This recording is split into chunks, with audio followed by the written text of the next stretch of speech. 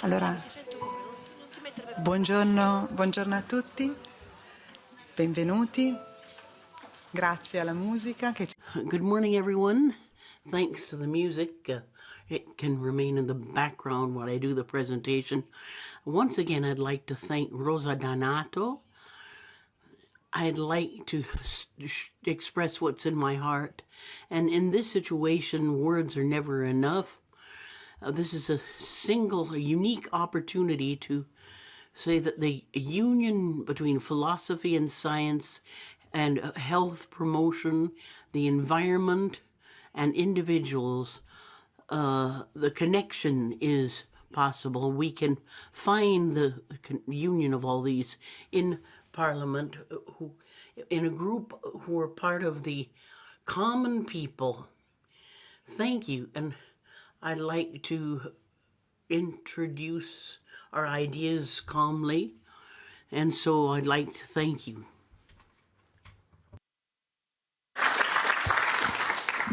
Sono io che devo ringraziare. I am you, the one who should be thanking you. I mean, all the rapporteurs that were really anxious to hear what we have to say. I'm just going to take 30 seconds to try to explain. Yesterday night, we heard some key words, and I was even more impressed that I would have to report this concerning our life. Now, the first point in the Mendelssohn, now you can see kind of a bridge here in the gap, but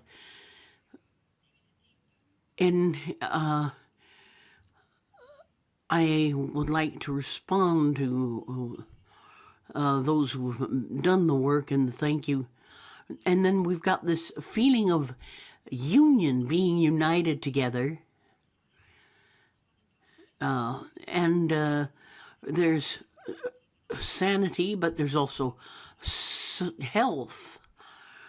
And we've got to make health and connect with everyone. We've got to have a holistic approach to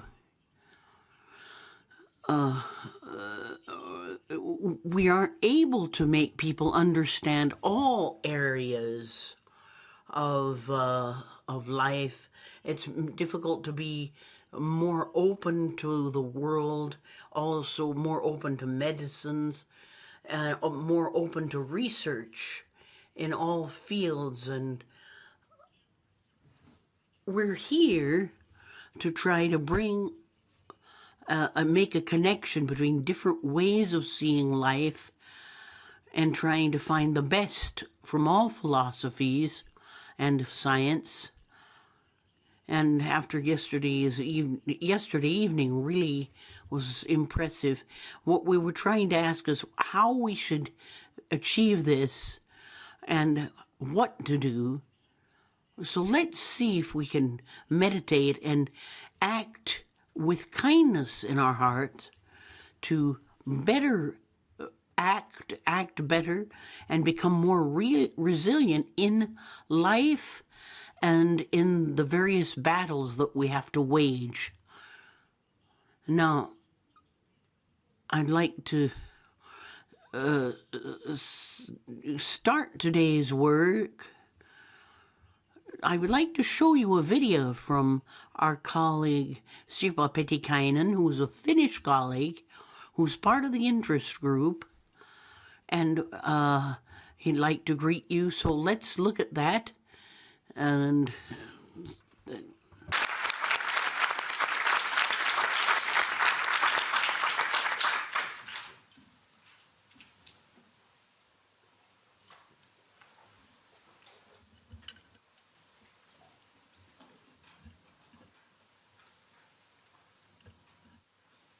Se no andiamo avanti, lo vediamo dopo.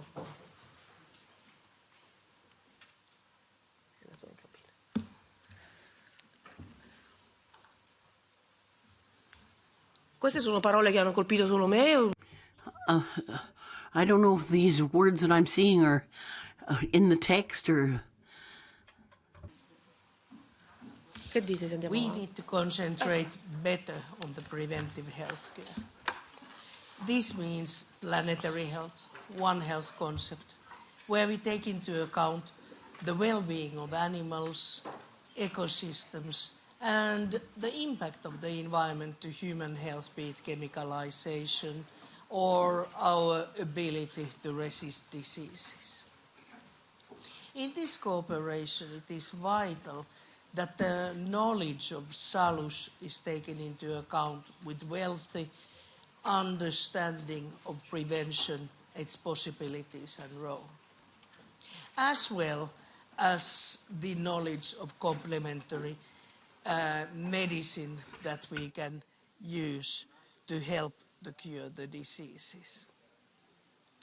So I'm looking forward that as a part of EU for Health program in the future, we have a stronger and better role for health, disease prevention and health promotions, and we can benefit the planetary knowledge, the Salus knowledge, and alternative medicines knowledge.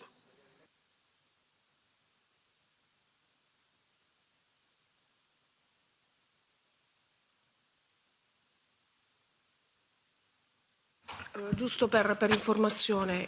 Just for your information, the interpreters in their right and just battle are not translating what is on being streamed because they worked and suffered from a lot of the defects of remote. So we'd like the chairman kindly thanks the interpreters for everything they've done. They've had to have imagination, and the remote has caused some very serious health damages. So they are making some very just demands, and we must support them. The battle is going on. So the rapporteurs present will be interpreted, but those who are in remote will not. Thank you again. Thank you anyway. Daniela. Elisabetta oggi. Vabbè. Introduce Elisabetta.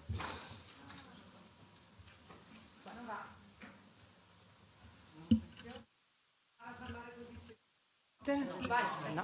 Okay. Buongiorno a tutti. Good morning, everyone.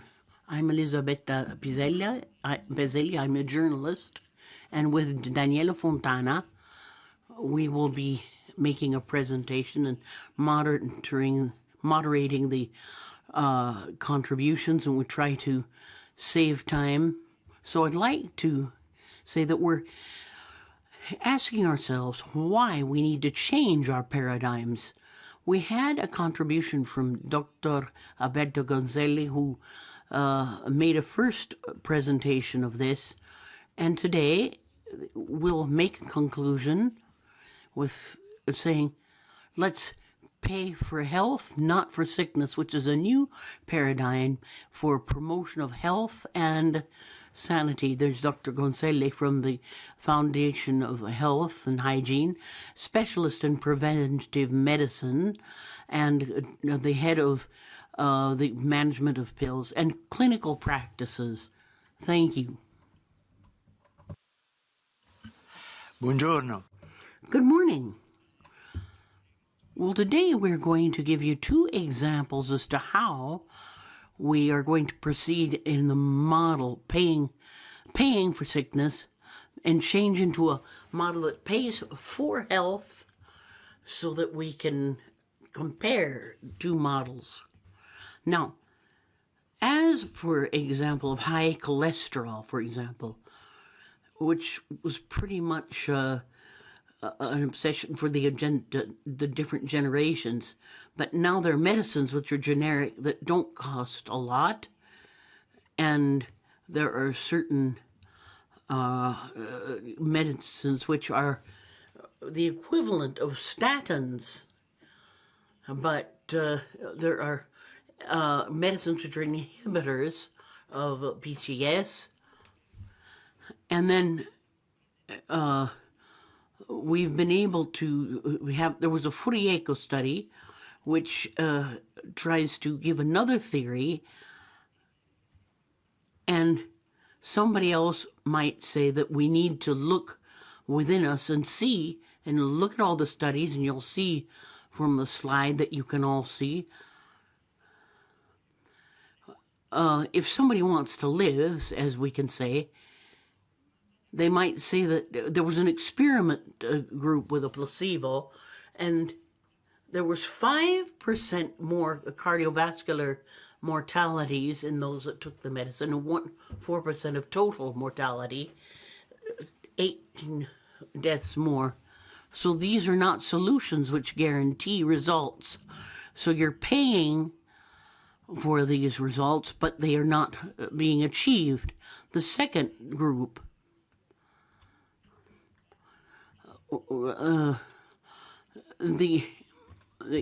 their outcomes were better, but you can see that if you look further, beyond the primary success, cardiovascular diseases, you couldn't see any statistical differences between the placebo and the real medicine. And there was an LDL cholesterol, which is worse. And if you really want to look in detail, the mortality of LDL of 8:1, those who took the statins, the mortality rate was 3% lower than the placebo group. So this difference is not statistically significant, but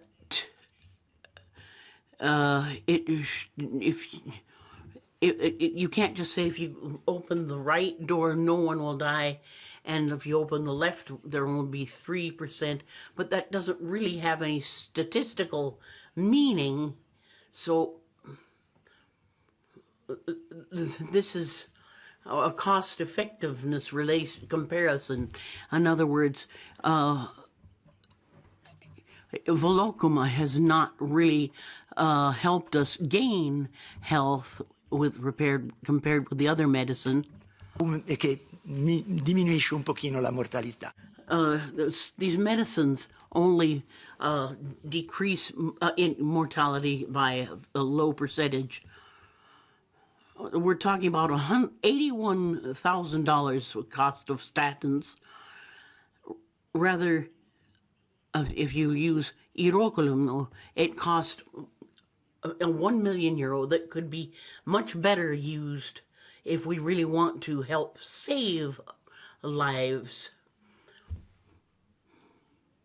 And it would be better if you make a comparison. If you take a generic statin, 20 or 30 milligrams costs 87 years a year. But if you add Noci, which is a hypocholesterizer, then you create anti-clonal bodies, and there's a lower cost. But I must tell you that the consumption of nuts is associated with a total increase of mortality from cardiovascular diseases, but they cannot be absolutely associated with the increase of anti-monoclonal. And so if you study one of the cardiologists in our health foundation showed that the elderly people over 60, for those who had a low LDL cholesterol, the benefit of nuts was nothing, and it was more beneficial for those who had higher LDL cholesterol rate. Punteggio score delle linee guida. So I'm trying to compare with the guidelines in Europe. I have total cholesterol of 155, which is optimal. I have an LDL rate of 90, which is good, and 180 is. This is the area where we have the lowest mortality rate, but I'm trying to. I don't have diabetes. I've never smoked, but I'm 74 years old, and I am, because of certain cholesterol LDLs, my cholesterol LDL rate should go at 45%. Then I'd have to take statins or anti-clonal bodies.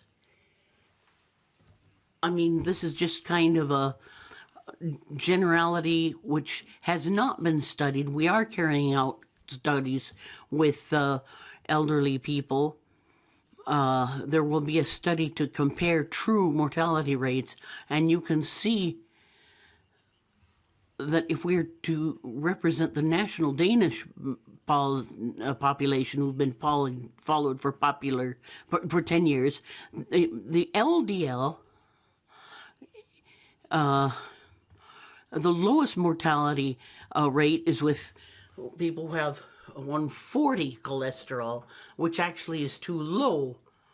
But the population has an average rate of 140. So we cannot, so there's not the same pressure to take medicine. And the cardiologists are only really looking at the specifics of their field and trying to avoid the heart attack. And sometimes the infarctus takes place with a low LDL level. But the infarcto is a very serious point. Now, if I am a doctor and I am told that I don't have long to live, but I could, they might say that because I will die in peace because I would have the infarctus and the heart attack. But this is the paradox of cholesterol. There's certain cholesterol that if they're too low, it can lead to a different type of heart attack. There was a French study carried out on this, and this study shows the paradox of LDLs for the elderly people actually can lead to greater longevity. So what do you do? What can you do besides take medicine? This is one of the most serious dilemmas based on the Swiss study, and the researchers say that 90 grams of whole grain bread it apparently can reduce mortality by around 30%. And if you take 220 grams, which was tested on a group of people, and the mortality rate, the non-cardiovascular and cancer mortality goes down depending on the grams of whole grain bread you take. I mean, this seems very heroic. 20% less with every 50 grams, and that nuts can reduce all costs of mortality, and we can get to a 25% lower mortality rate based on the nuts that people have stated. According to these studies, 70,000 fewer deaths a year in Italy if you take 20 to 25 grains of dried fruit. And this information about paying for sickness rather than paying for farm, but you're not getting the information about dried fruits or the benefits of nuts if we're talking. So if you take 800 grams of vegetables and fruits will lead to a 30% lower mortality rate, and in Italy, we could have a 50,000 lower mortality rate every year, and then some American studies have shown that there's an increase in mortality from all causes of death by too much red meat, from eating too much red meat. And in Europe, there's an increase in deaths. But they say that red meat is the worst meat, and then there's a screening for COPD. And the most renowned agents, the United States Preventive Service Task Force, in 2022 have renewed recommendations to screen asymptomatic adults, because the cure is worse than the disease, or the damages are worse than the benefits. So maybe they may not have chronic bronchitis, but if they have no symptoms, or if they have symptoms, they can be given medicine. But the person who has few symptoms and exposed to tobacco but had no obstruction, they've still given the most powerful bronchodilators, and the result was that there was no benefit for the patient, and this actually caused damages. It's a little bit left to the indifference line. Now, statistically, there's no significant benefit, because actually patients did better with obstructive chronic bronchitis than with the actual real medicine. So if you dilate something, and the inflammation goes up because of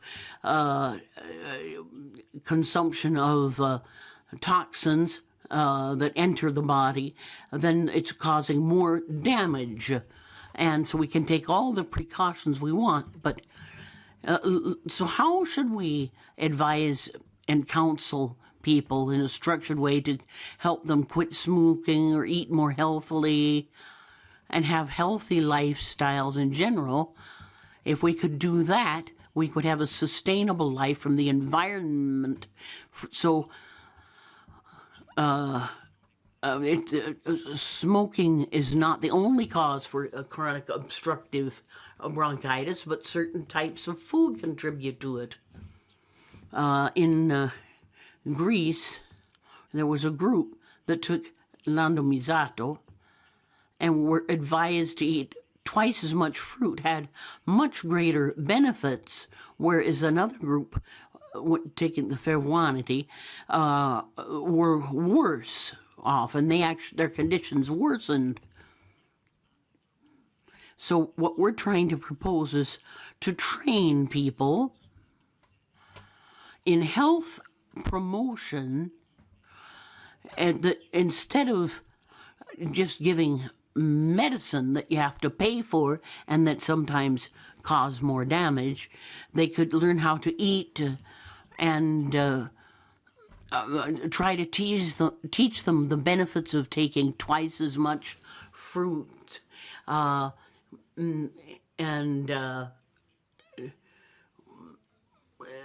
try to train people. People are not being made to know, and even the people in the teams do not communicate their findings. So we need to have cooperation between GPs and people in promoters, the health and sustainability promoters, which could also help professionals in the industries and train them with proper standards. And we could actually put work life and integrate general medical knowledge so we don't continue to pay for sickness. But GPs, of course, and pharmacists are competing to try to find the best way. But we want to pay for true health, not just using general medicines.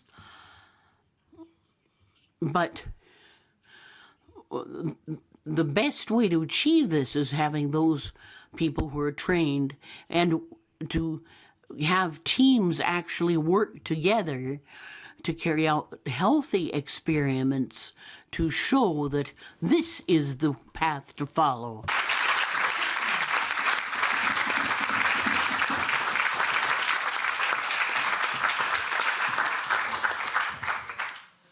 Ringrazio il dottor Donzelli per la I'd like to thank Dr. Donzelli for that great professionality he showed. Before introducing Milena Simeone,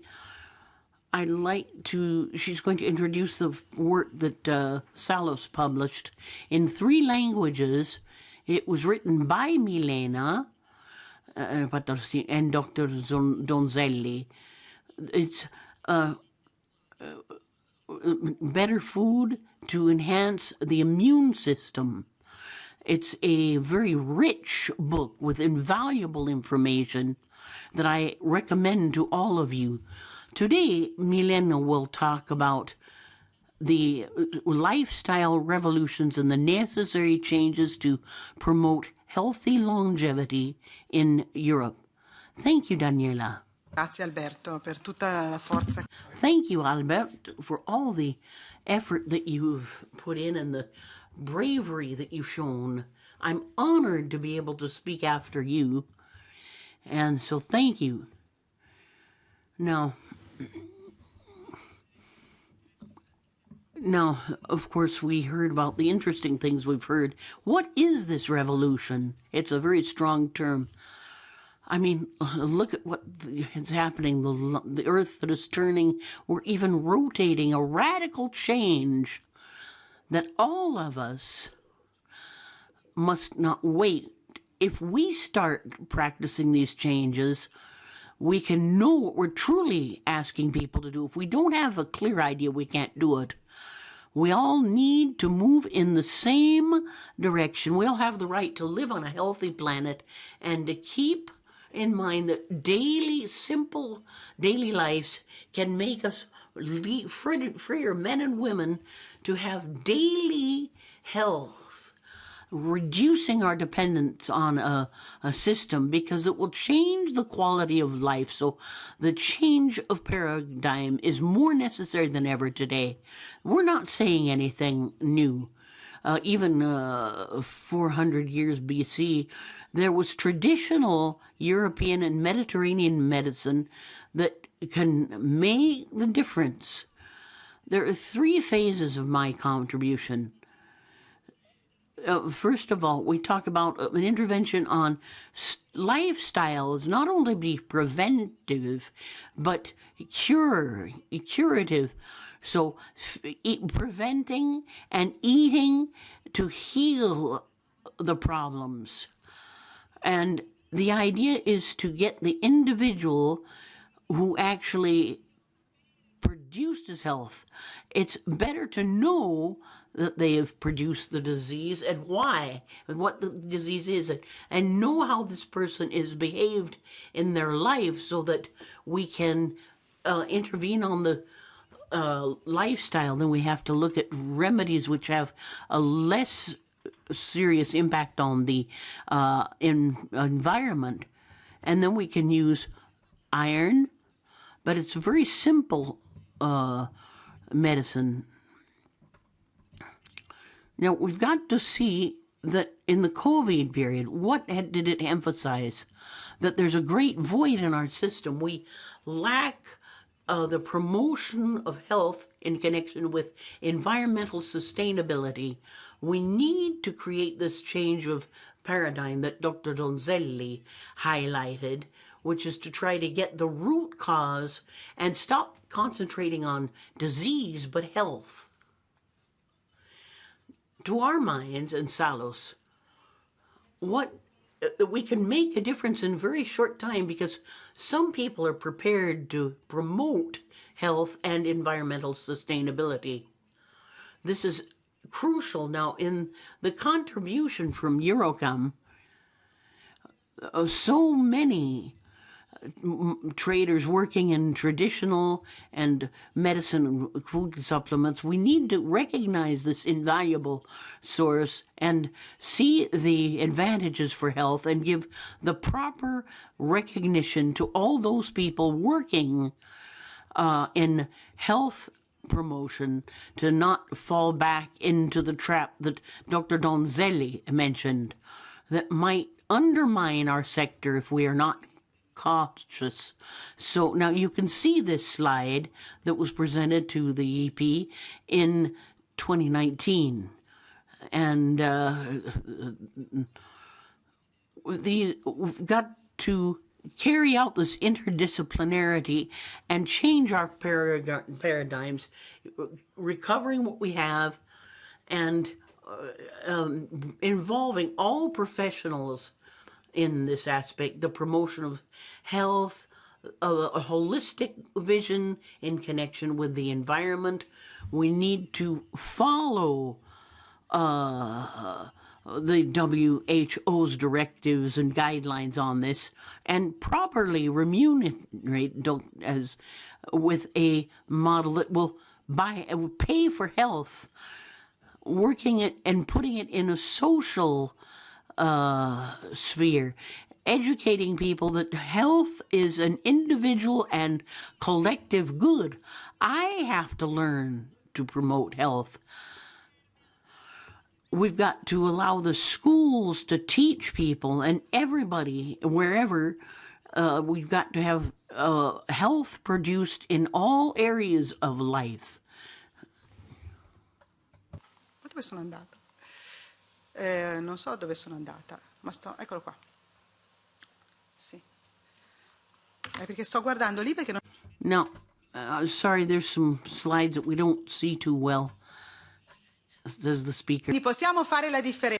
Now, we can make a difference here. As health promoters, we can teach people to have healthy lifestyles for individuals in the environment and get all people involved so the system is more capable of generating health. Throughout all my experience, I have been lucky to work with Dr. Donzelli and Berrino, and what has allowed me to do what I'm doing is because I have always been involved with the health promoters.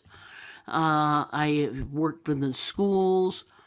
I've worked in Switzerland. For me, health promotion is the way that will give us back the freedom that we want.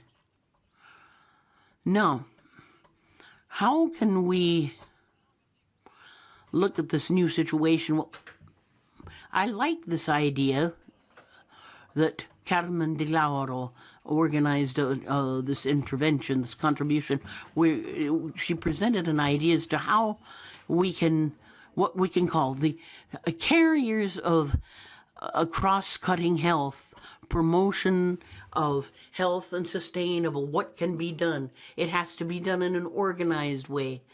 There are many studies where we use the possibility of collecting data to teach our students in a validated way from a holistic standpoint. And I explain in my book, I explain what quality of life, how to deal with anxiety, depression, how can we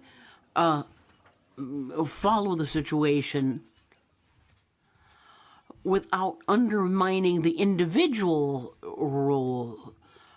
We must create instruments that will allow us to measure different things.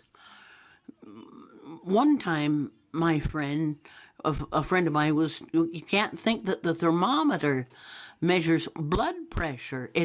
Yet it's an excellent instrument, but we have to have the appropriate instrument for measuring different things. And I'm thankful that through our studies we can create the proper instruments to measure and validate holistic methods which are within a whole all-encompassing system. We've got to have people to take leaders in and know who they are so we can make free choices, and we've got to know what we're putting forth, because those working from a holistic point, it has to be somebody who can coordinate activities individuali. to promote individual changes. Di questa We took we did a first activity. We had a confrontation between this holistic world and the reductive world of science, and we discussed things. And there was a study that my dear friend Donzelli explained, that we had a great level of data collection from the holistic standpoint. And Dr. Donzelli expressed this view from the holistic and the nature view, and as to how to produce health and sustainability. Now, it's a protocol that has been established over the last 30 years. Now, there are different schools of thought, but we need to focus on the fact that health must be promoted and sustainability. We've got to give the individual back, give back the power to the individual to control their health. I mean, of course, health can be promoted by food, exercise, movement, meditation. There are many types of exercise to promote health, and they all are interlinked. Now, in our studies, we've seen connection between headaches and intestinal functions. We've learned fear can influence it. How can we deal? Can we use meditation, writing, running, rather than using all these things that may help the individual produce health, and not using things that may undermine it? We want to help reduce the use of medicine, and this would reduce the environmental impact. So what improves the individual human health will also improve the health of environments. There's certain medicines that are for headaches, but as our friend Hippocrates, we must not separate aspects to reduce to one thing. We need to look at a more complete panorama that can put the symptoms in context. These studies have been studied. We used medicines for migraines in this study. There was a doctor in neurology. We're carrying this out in Piemonte in Italy. We've carried out this study as the use of these medicines, and the ethical ethics committee. We started the study. We have the staff working on a study, and then you've got the doctors, and then there's those operators who are doing a different type of training. The idea is to try to find that and prove that the getting two or different systems working together could create better results. We did with women from 18 to 75 years of age who had migraines chronically, and they can undergo preventive therapy, but we have to see how these migraines develop. We have to also give them some neurological, to have them see neurologists, maybe give them therapy to find out what the costs are. There were 10 holistic treatments given, and then we looked at their lifestyles that could lead to depression. Then there was PCR, and then there were 6.5 hours of meditation, yoga courses online, and then 3 monthly video calls. I'm just saying the experiments that we've been doing. Now, at least 50% there was a 50% effect, and there was a reduction in these migraines and those participating in these courses.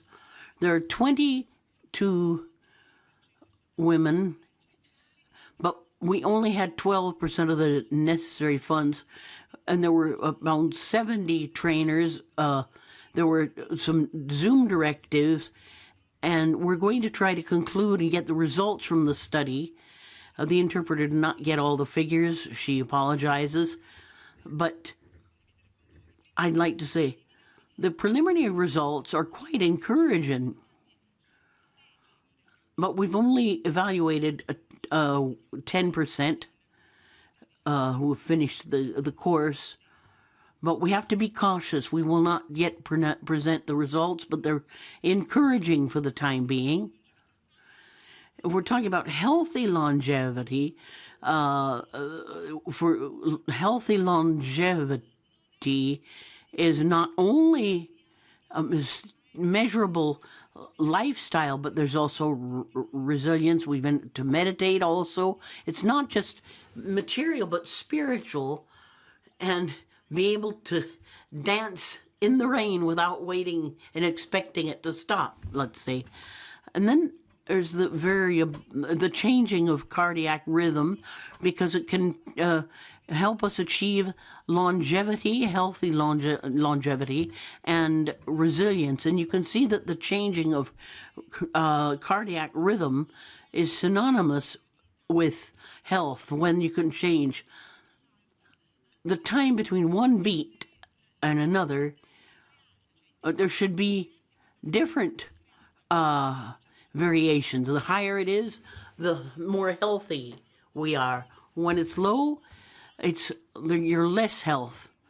And when it's high, the sympathetic and parasympathetic systems work together. Now,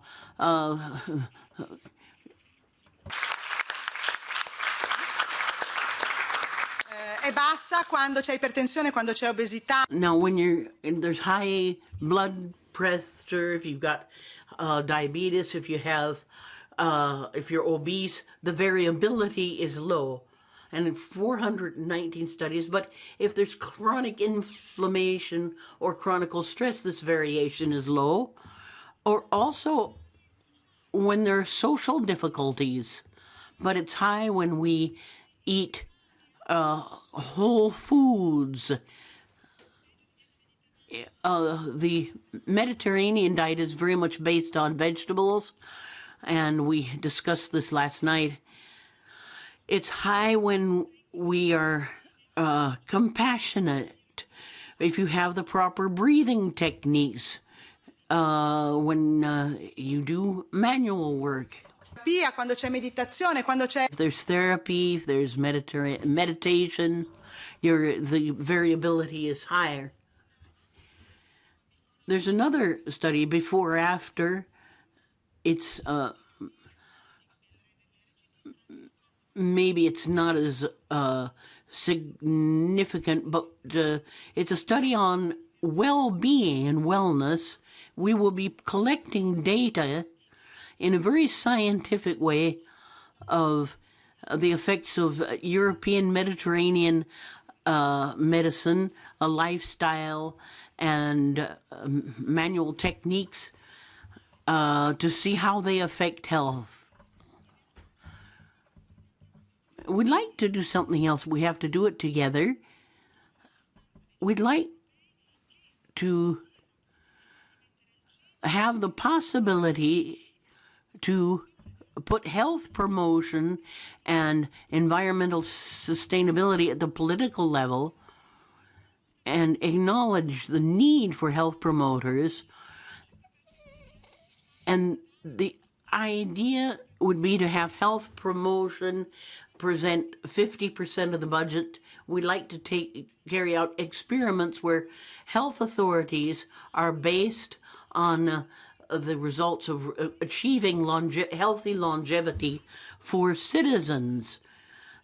We must evaluate the contribution of promotion of health and sustainability, because we want to make sure that this work is effective, and because often, for example, certain contributions to not smoking has actually led to the opposite result. We need to cooperate together.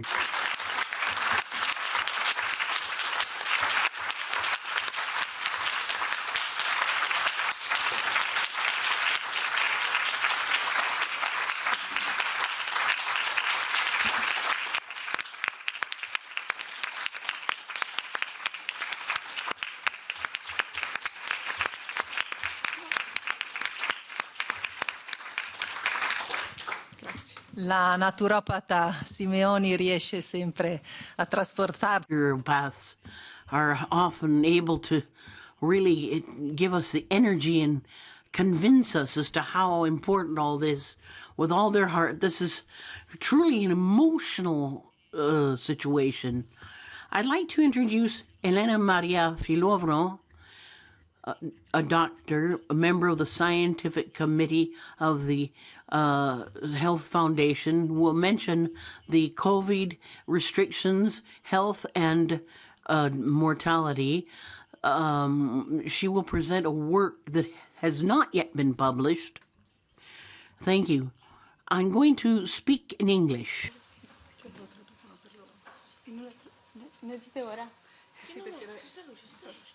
Sì, traduce, scusa.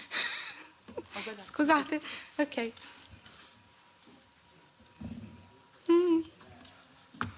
Mi ho tolto il timer.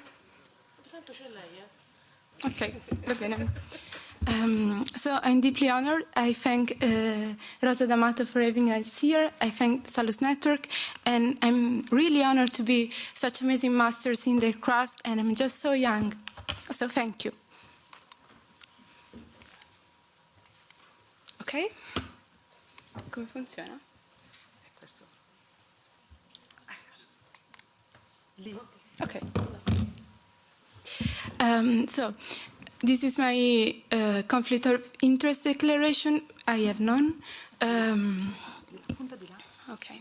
So, in 2020, we all know COVID-19 came and made its appearance, and that here we have observed a rise in overall mortality throughout Europe, especially among the elderly. But in 2021, there was an unexpected excess of all-cause mortality compared to 2020 in the 0-74 age range. This appears counterintuitive, given the measure implemented to fight COVID-19. We ask ourselves, why so? Of note, nations did not respond to the threat in a unified manner. Instead, each country implemented different policies. I present a linear statistical correlation analysis on all-cause mortality and the level of severity of a restriction in 16 European and non-European countries. We analyze data from countries that are geographically part of Europe, excluding those with less than 70% urban population, since they were less adherent to mandatory restrictions. To compare the different approaches used by each country, we analyzed the correlation between the 2020 stringency index. Here you can see nations that were at a higher stringency index have a darker color, and lower stringency index a lighter color. And we analyze stringency index, a measure of how stringent were the policies implemented by each state, and the excess of all-cause mortality in 2021 in the age ranges indicated in the graph. Okay. We use the platform. We use the platform Euromomo to collect the data on excess mortality. Euromomo publishes weekly Zeta scores for the total population of 19 European countries. We use Zeta score from March to December 2020 and 2021 to exclude the 2 months before the 2020 pandemic. In this retrospective observational study, linear regression was performed between 2020 stringency index and the excess of all-cause mortality in 2021 for all age groups. The excess of all-cause mortality was considered as a dependent variable. I hope you understood. If you didn't, I'm going to explain it in easier terms. So basically, the results were that for the 15-44 age group, we found a statistical correlation, a significant statistical correlation between the stringency index of 2020 and the overall all-cause mortality of 2021. So there is a statistical correlation between how many young people died in 2021 and how stringent were the lockdown in 2020. Obviously, correlation doesn't mean causation. So this is just an hypothesis. We cannot say this is the reason. But we can see in a vast growing body of literature that the pandemic mandatory restriction had an impact on modifiable risk factors for non-communicable diseases and on social determinants of health. So now we will present a literature review on these things. So regarding diet, BMI, and physical activity, during this conference we saw what we had to do to live long and healthy, and basically during lockdowns we did none of those things. So we consumed more calories, led less healthy diets, retired and older individuals had better behaviors. Instead, working and younger individuals increased their calories far more. During this pandemic, perceived stress was significantly correlated with emotional eating. Counterintuitively, Europe experienced a rise in severe food insecurity in all sub-regions. Belgian individuals experiencing food insecurity were at higher odds of decreased fruit and vegetable consumption and higher odds of increased soft drink consumption. It will be common in this analysis that the lower social economic status people suffer a lot more. The combination of a higher energy intake and lower energy expenditure due to an increase in sedentary behavior during lockdowns and the pandemic led to a well-documented weight gain, translating to an increase in overweight and obesity, so much so that the term COVID-obesity was coined. Pandemic measure had a quantifiable effect on biomarkers. In Italy, the onset of systemic inflammation was documented and an increase in neuroinflammation in non-infected individuals. In 2020, during lockdowns in Italy, Spain and Slovenia, different studies found an increase in total cholesterol, LDL cholesterol, and a decrease in HDL cholesterol. Regarding substance abuse, the relationship between the pandemic and substance abuse is non-linear. Overall, population drinking levels remain unchanged or either decrease, but 1/4 of the population increased their alcohol use and 1/4 decreased it. In nations with higher GDP, the proportion of the population that increased consumption was higher than the proportion that decreased it. In line with our hypothesis, people between the ages of 25 and 45 were most likely to increase their alcohol use. People with higher chances of increased consumption were remote workers, essential workers, those with unstable employment, and, those who lost their job. I'm so sorry.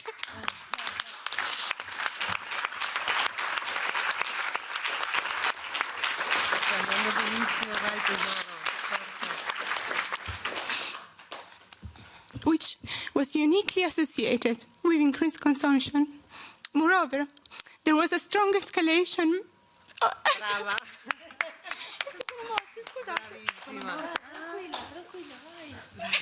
Se fossi in italiano te lo leggerei io. Okay, I'm so sorry, because I'm talking to my generation. There was a strong escalation of consumption among people with high pre-existing drinking levels or alcohol use disorders.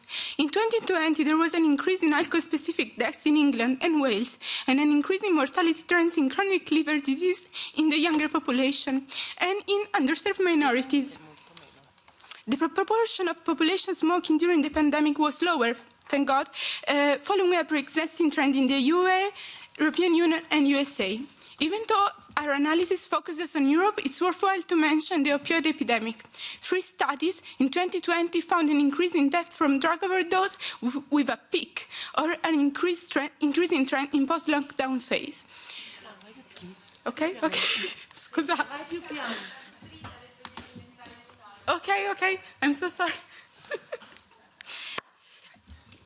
In 2020, we saw an intense fear of hospitalization. Going to the hospital was perceived to increase the risk of COVID-19 infection. This sentiment led to a lower volume of emergency room visits, lower hospitalization, sicker patients, and worse outcomes. This trend, even if dampened, seems to be continuing. The group most affected by the stress generated by these situations are students, young adults, women, healthcare workers, those with comorbidities, those with a positive history of psychiatric disorders, and unemployed individuals, and individuals having a lower socioeconomic status. Surprisingly, the over 50s were less affected by the psychological effects of the pandemic. Lockdowns allowed them to spend more time with their family and detoxify from the work environment. In addition, people over 60 are more likely to be retired and therefore less concerned about their economic income. Moreover, it has been hypothesized they have higher levels of resilience because they have already experienced economic health and crisis. This pandemic exacerbated non-suicidal risk factors such as isolation, social distancing, loneliness, unemployment, anxiety, depression. Notoriously, until the end of summer 2020, suicide rates were unchanged or decreased, possibly linked to an honeymoon period phenomenon, as suggested by previous epidemics. But during the same period of the year, suicidal ideation rates increased compared to the same period of the previous year. Grazie. Lo possiamo stracciare. Lo stracciare. Avevo provato, giuro. Vai piano, no, perché il problema sono gli interpreti. Okay. The increase in suicide rates, ideation in the first half of 2020 could have evolved into higher suicide rates in future. Sadly, an increasing amount of evidence is corroborating this hypothesis. Most of the scientific literature produced to date shows that the category with an increase in suicide rates has mainly been young people. This phenomenon could be explained by hypothesizing that the distress caused could accumulate over months and persist even after the easing of restriction measures, with long-term consequences on mental health. I would just like to conclude with saying that this is a work by Cacioppo, a great neuroscientist, and loneliness, social isolation, and living alone are each recognized to increase the risk of all-cause mortality by at least 26%. The effect is comparable to obesity, physical inactivity, and substance abuse. Loneliness and social isolation increased during the pandemic. In line with our hypothesis, social deficits are greater predictors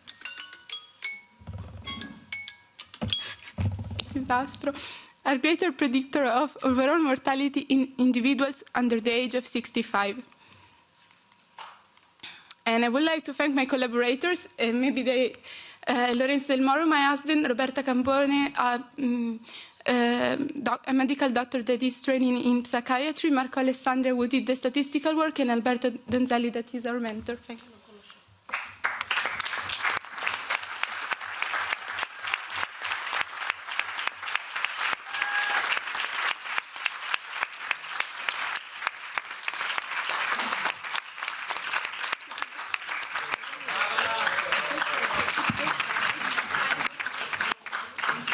Grazie alla dottoressa.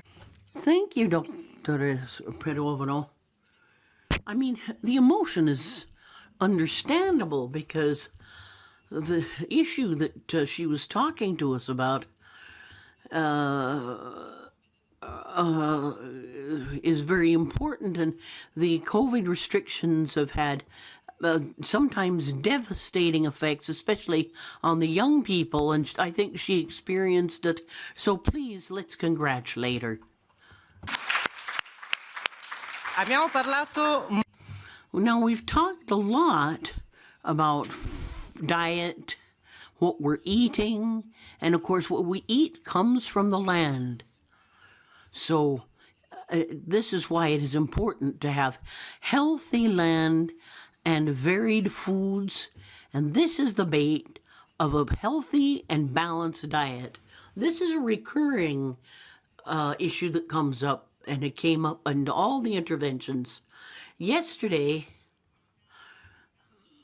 the physicist Vandana Shiva talked about the importance of sustainable farming, and this person cannot be present, so we have some videos that she showed us, and she will tell us how to change the world for all humans. Dr. Vandana Shivala is going to talk about the physical and international environment and food health. Greetings to all of you. It's my pleasure to join you. We are what we eat, and what we eat is the connection to the entire web of life.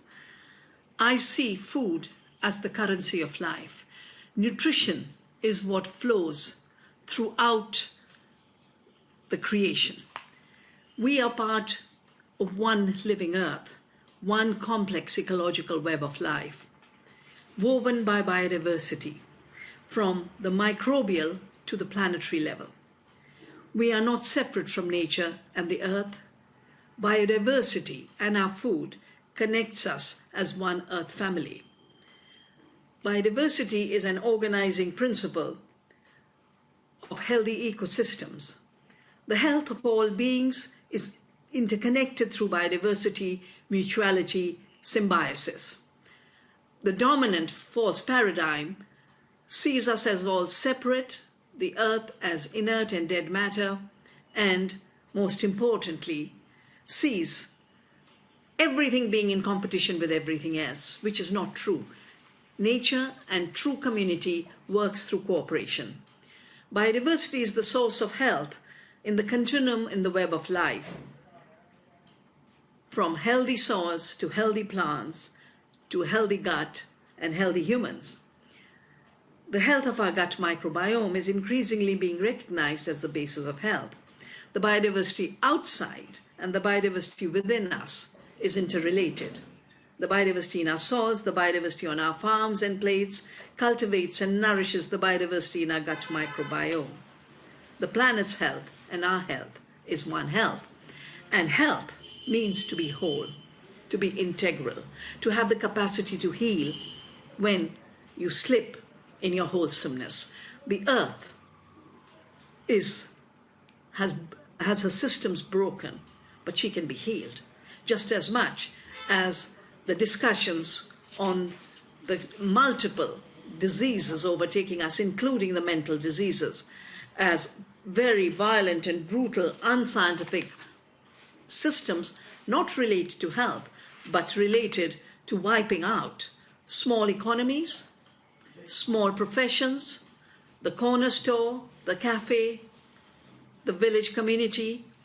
This is a contest between a genocidal bigness, which is the logic of a cancer cell, and the thriving of life from the soil to our bodies.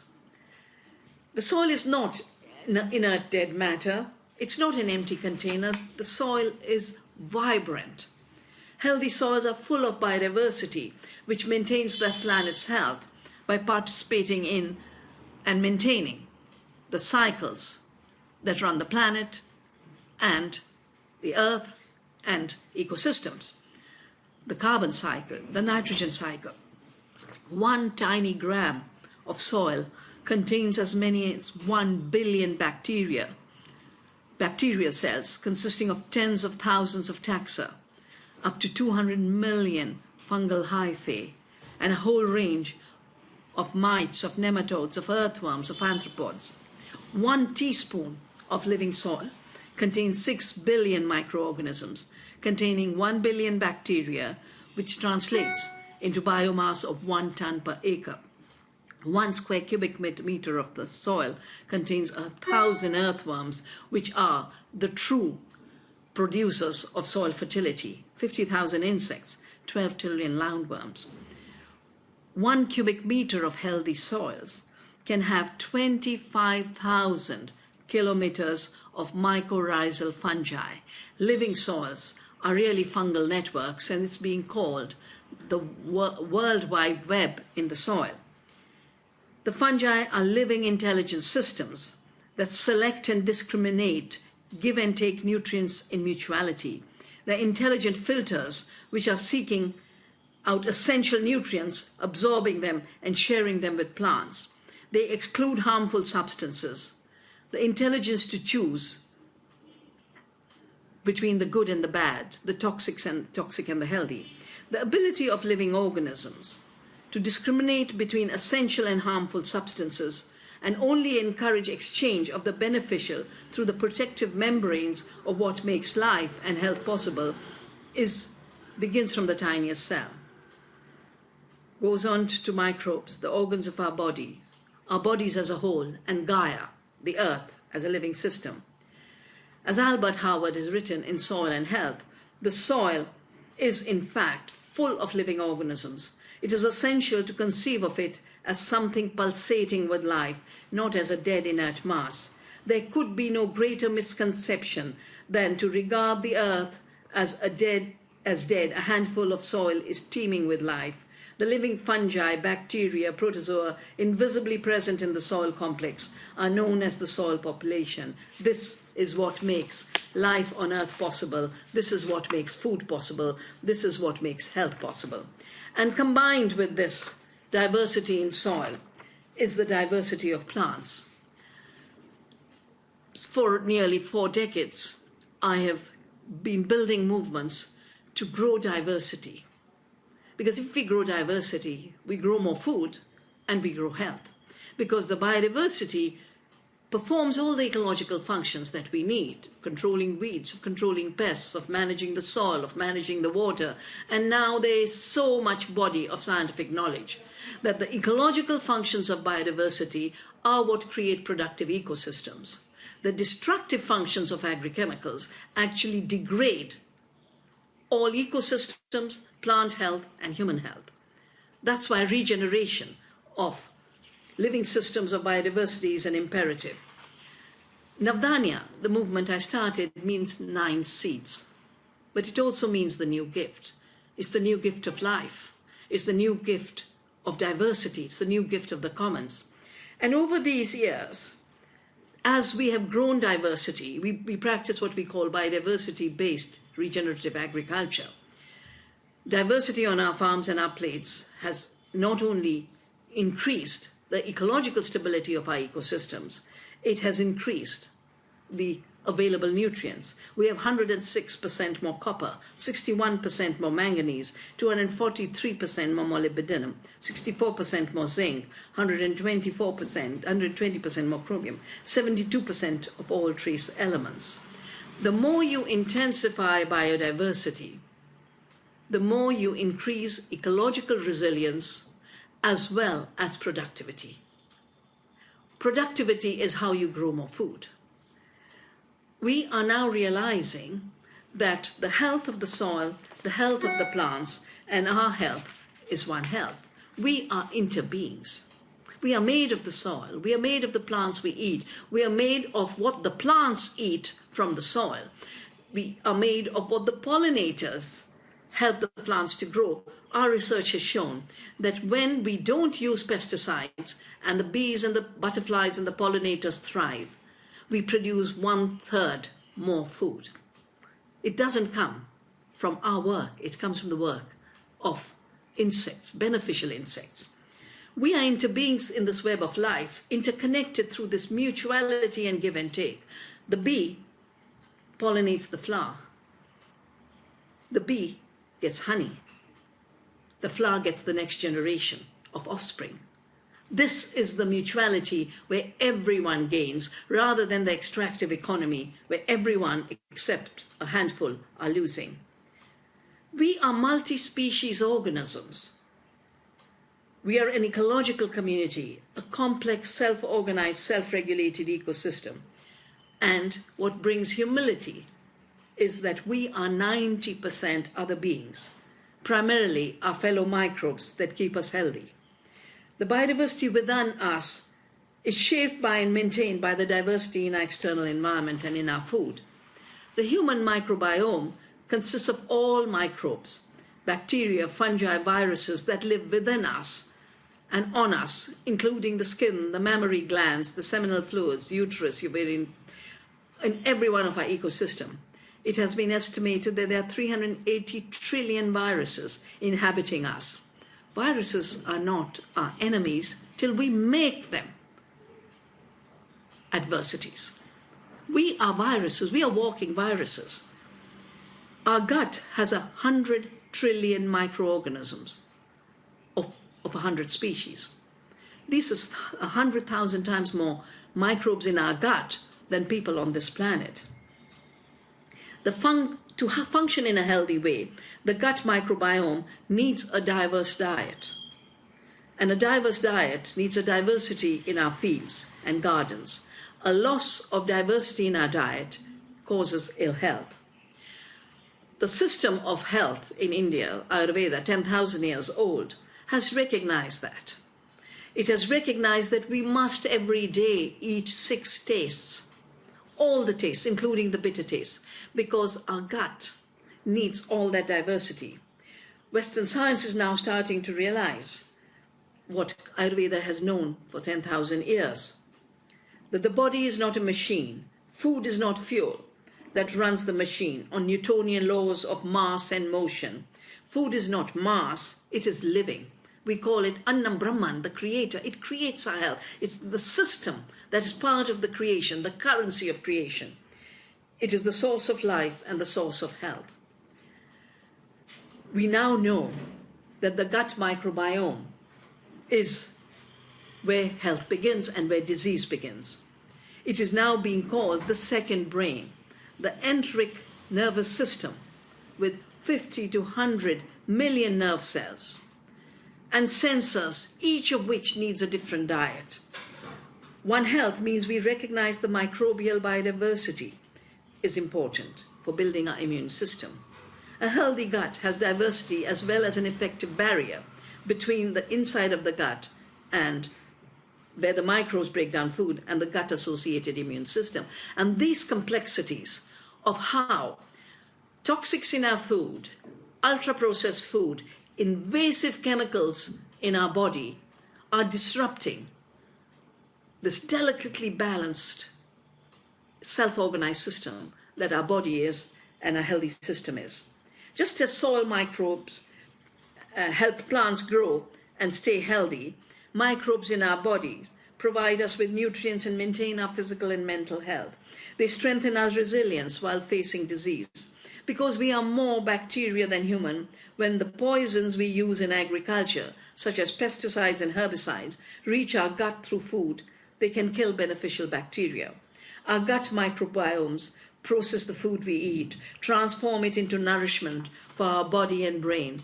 Like biodiversity, our gut microbiome, biodiversity, provides the vital ecological functions of providing and absorbing nutrients, protecting us against pathogens, maintaining barriers to filter the beneficial from the harmful.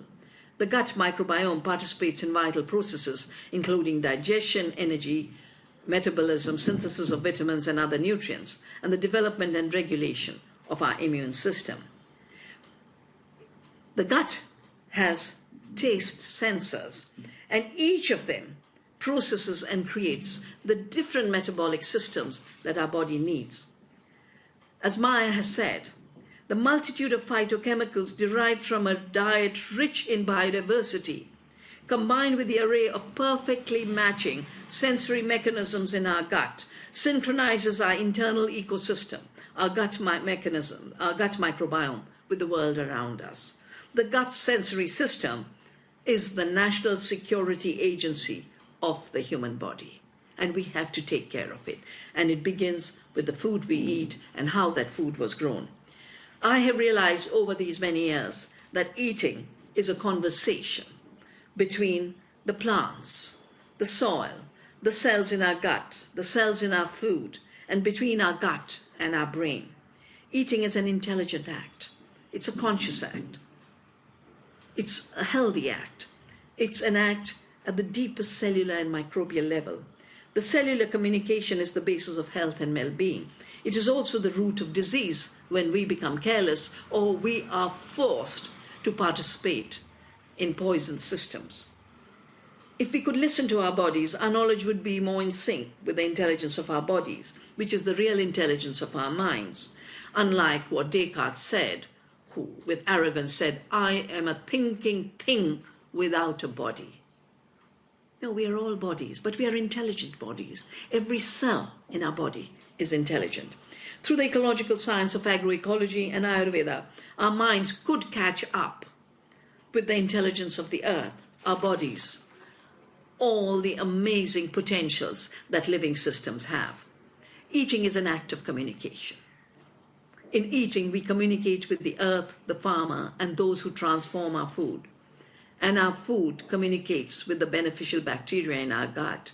And through this communication, our health is maintained and our resilience to disease is increased. We can literally change the world with every bite of food. Thank you.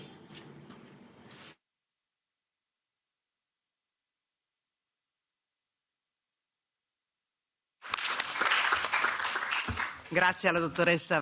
Thank you, Dr. Vandana Shiva. So she's discussed why it is so important to make this change of paradigm.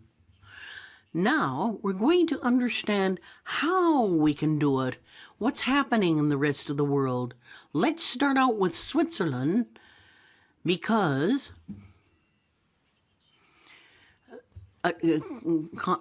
food supplements have become even into the Constitution.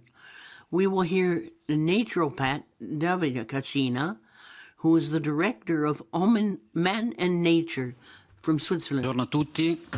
Vi ringrazio. Good morning, everybody. I'd like to thank you for being so many today. I'd like to thank Salos for giving us this opportunity and for the work we're doing together. Sono qui per appunto. I'm here to explain how this paradigm, the new paradigm, can be possible. This change can be actually made, especially with respect to a possible model which would contribute to this. On May 17th of 2009, the Swiss service were called to vote on additional medicines, and they were in favor of a new article within the Constitution. Switzerland is the first country in Europe that has asked to look at food supplements and complementary medicines as part of the safeguard. In 2015, the professional situation operating in natural medicines actually mapped out the program for aspects of naturopathy, traditional European tradition, Chinese tradition, and conventional homeopathy, and Indian traditional medicine, Ayurvedics. Now, the training course is carried out with 7 training modulars to get certain skills and certain knowledge, and this training can actually lead to a federal diploma. Switzerland also has earmarked funds for students, so after they've taken the federal exam, can be reimbursed 10.5 million francs for their studies. Now let me show you what this federal diploma means. Now I prepared an outline, and I don't know if you can see it, where this federal diploma is a tertiary diploma, which is a bachelor degree that is achieved through the university. Let us briefly look at what the professional profile is for a naturopath with the diploma. The main part is to promote healthy lifestyles and empower the patient's resources, start up disease prevention strategies, which are exhaustive and sustainable, to individually understand patients' disorders based on an alternative medicine system, and establish medical assessments to guarantee that the alternative treatment will be efficient with no danger to the patient's health, and the patient is involved in the various phases, updating their own professional knowledge, work in networks and modulars. Cooperation between the professionals is very important, behaving professionally, respecting the ethics. It has also been provided that federally naturopath graduates can work in a laboratory as a working clinic or one-day clinics. They can actually work and they are actually covered through vocational assistance, and they can work in prevention programs. Now, maybe somebody is asking, why did we choose European traditional Mediterranean medicine for one of the modulars, and the Chinese and Ayurvedics and conventional homeopathy? Well, traditional European Mediterranean system is based on medicines with consistent therapeutic principles. There are 4 aspects: heat, coolness, humidity, and freshness, which are fundamental aspects where we evaluate the situation, the physical situation and the psychological situation, based on which a lifestyle is shown. Movement, breathing, maybe meditation, certain medicines or certain vitamins, certain treatments which are absolutely manual treatments which are crucial. Now, as Switzerland has been, how have we seen traditional Mediterranean European medicine? Well, a lot of work has been done on exchange of experiences of treatments throughout several countries. Books have been written on this, and they've been put to the operators, students in various traditional Mediterranean and European medical schools. And these books have been translated and will be translated into several languages. And the Nature Institution, which I founded in 2011 in Italian-speaking Switzerland, has become a true basis, or a kind of a basis, a place to have comparisons and discussions with European and Switzerland and Swiss operators. In July this year, we started cooperating with the city of Mestiere, which is a city of Italian-speaking Switzerland, and a division of a professional training, in order to inform students so that they can, how to accede to this type of profession. And the idea is to bring students to carry out practical training, have traineeships in clinics. And we started this work. It's a new profession, and we're trying to prepare this new operational model for the territory. It's all lovely on paper, but we have to start putting our money where our mouth is. And so, in conclusion, I'd like to say this: the city, I think we have to say, involves the Office for Professional Vocational Orientation and the labor services, certain mobility services, businesses, and associations of the of people working in alternative and new medicines or additional medicines. Now we saw this in many documents. So they're for additional medicine, alternative medicine. And to conclude, I'd like to say that I hope that Europe will endeavor to recover the ancient European tradition to promote health, environmental sustainability, and health promotion should be a true profession which has already existed in Switzerland, which will help to change the system that we've been seeing over the last 2 years. Thank you for your attention.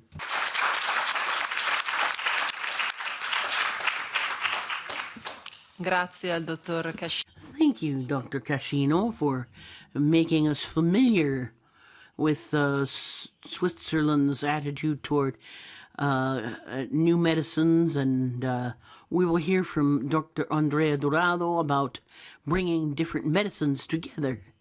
Go ahead. A homeopathic doctor and director to EMAC, which is talking about mental health and the importance of approaches promoting health by integrating traditional medicines.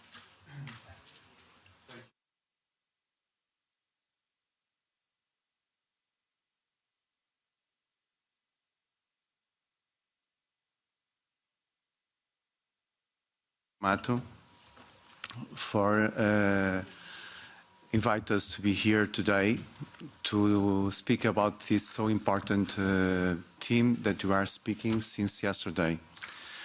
I want to speak about mental health. I work with mental health and also with cancer mainly in Portugal. And I want to give you my insights about the actual situation. So, the World Health Organization states that the promotion of health or mental health and the prevention and treatment of mental disorders are fundamental to safeguarding and enhancing the quality of life, well-being and productivity of workers, families and communities, thus increasing the strength and resilience of society as a whole. Every year, mental health problems affect at least 25% of the European population, at least. Mental health problems, including depression and anxiety, are the main cause of disability and early retirement in many countries, and a major burden to economies demanding policy actions. And that's not all, because we are not taking into account the impact of these mental problems on physical health, such as cardiovascular disease, as you can see in this slide, but also in other diseases like gastrointestinal diseases. As we see here today and yesterday, nutrition is very important to cardiovascular diseases, but it's not all. We need to focus also in physical activity, good sleep, and levels of stress, because we must see the human like a whole, like an holistic point of view. And of course, about cancer. I work a lot with cancer, and I have a different perspective of cancer than I had 10 years ago when I started working. Well, actually 11 years ago I started working with cancer. I saw thousands of women with breast cancer. In the beginning, I thought that the main causes of cancer were nutrition and environmental toxins. Today, I have a different perspective, and I see stress has a primary cause, and if it's not the primary cause, is a secondary cause. Nutrition, of course, is very important. Toxins are very important, but we are emotional beings. And women are very affected by emotions, like we are men, of course, as well.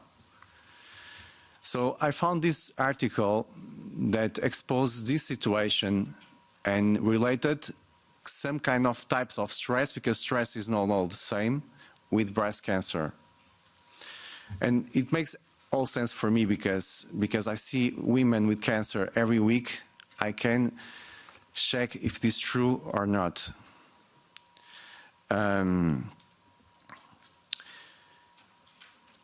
Mental health ends up affecting social peace and democratic institutions as well. There are several factors that can lead citizens to mental disorders that we can do so much about it, such as continuing to improve the conditions and environment in which citizens work and live, fight against sedentary lifestyle and bad nutrition, or be more proactive, protecting people from misuse of modern technologies, as we know so little about the impact of social networks apps, for example, in human mental health.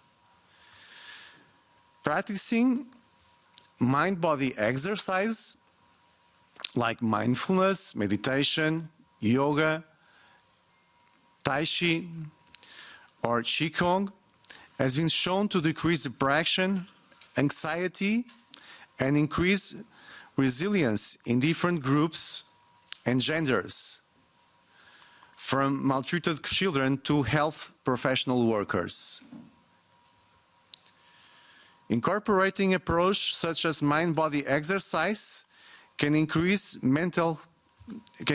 health promotion and cardiac rehabilitation service that can improve self-efficacy and long-term adherence to health behaviors, as well as improve personal stress management skills. This was stated in the Journal of Cardiovascular Nursing. Many people with depression and anxiety turn to non-pharmacological and non-conventional interventions such as yoga, meditation, and exercise. And meta-analysis and systematic reviews have shown that these interventions can improve symptoms of depression and anxiety with no negative effects. In the hierarchy of evidence, these type of studies are at the top, so they are the best studies we can have.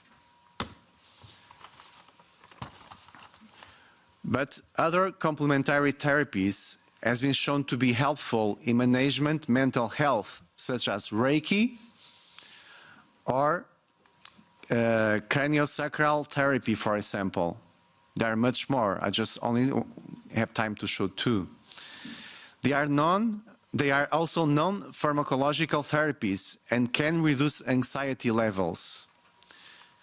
The COVID-19 pandemic has become an unprecedented threat to humanity worldwide. During the pandemic, various challenges for mental health arise, such as temporary social isolation, fear, and economical risks.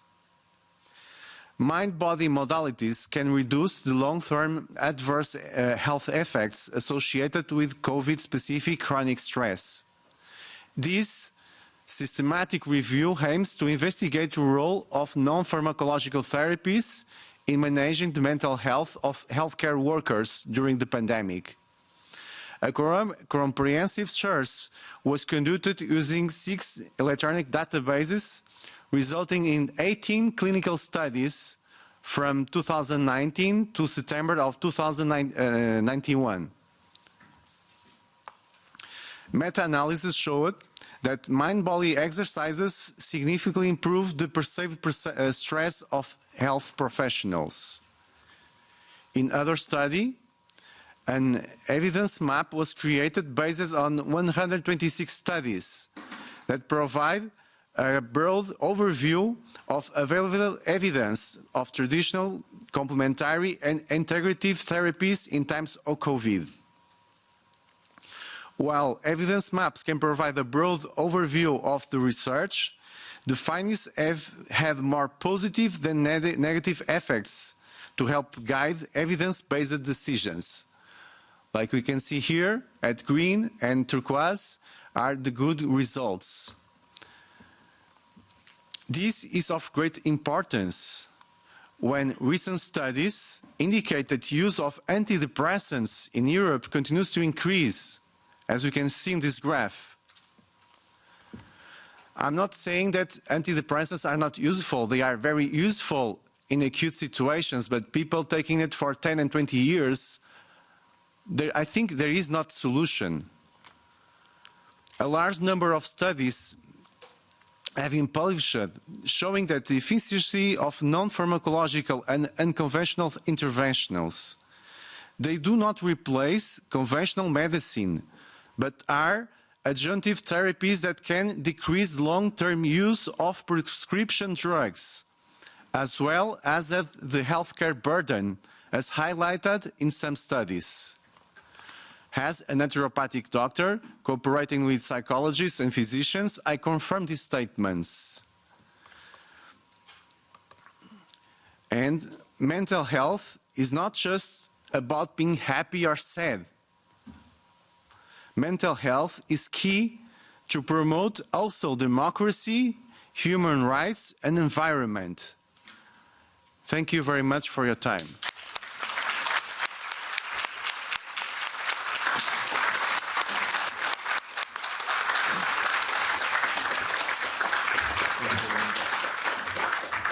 Grazie ad André Durado. Thank you, André Durado, for that contribution. So we've seen that whether it's in Switzerland or Portugal, new medicine is part of the constitution and is considered totally normal.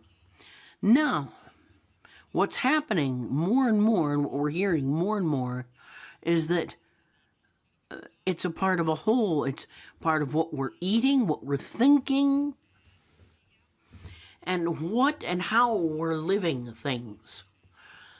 So the importance for physical health and mental well-being physical health and mental well-being are absolutely complementary and necessary.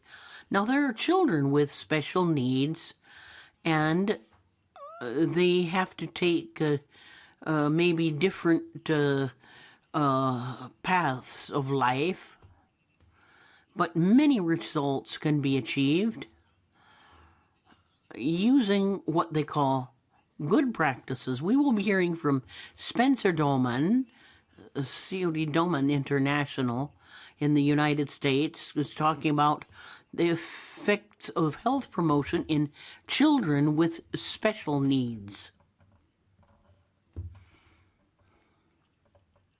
We're waiting to see the video. Yes. The technician. Okay, is the video starting?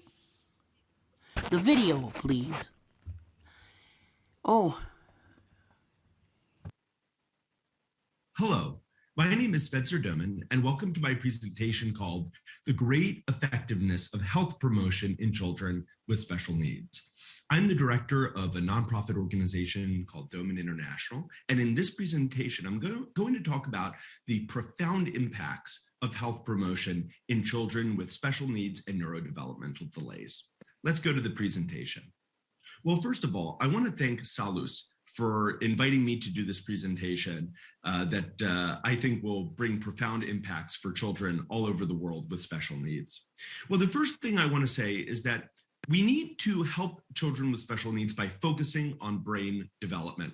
The brain is the command center of the body. It controls all of our functions. And most children with special needs have a neurodevelopmental delay, which means the root cause is a problem of brain development. Now, the positive thing is that the brain can change via neuroplasticity. Neuroplasticity is our amazing ability of the brain to change due to stimulation and activity. And when brain development gets better, the symptoms can reduce and even go away. These could be problems like speech problems, learning difficulties, mobility problems that plague children with special needs. And our team at Domen International has worked with over 30,000 special needs families over the past 60 years. Now, there are 5 major drivers of neuroplasticity, and this is all from research from Dr. Marian Diamond, a world's leading expert in neuroplasticity. What are these 5 drivers? Well, first and foremost, physical exercise drives neuroplasticity. Second, nutrition and diet, having a balanced, healthy diet. Third, challenge, right? Challenging the child through positive ways drives brain plasticity changes. Next, newness, bringing new things into the child's environment through stimulation. And last, love. This is why we coach families. When we teach parents how to be the best parents they can be, it actually changes the brains of their children. Now, health promotion can help children with all kinds of special needs: autism, cerebral palsy, developmental delay, brain injury, speech delay, Down syndrome and genetic conditions, and hundreds of other special needs. While the symptoms for these children might be very different, all of their problems rely on a root cause in the brain, and neuroplasticity can help them if we use the right methods. Now, instead of me explaining our methodology and how health promotion can help children with special needs, I'm going to use some powerful videos to show you what treatment programs we use. So in this video, you're going to see a child named Emanuele who has brain injury and cerebral palsy, and he learned to walk with a very important kind of exercise called the overhead ladder that we use for children who can't walk. Let's watch the video.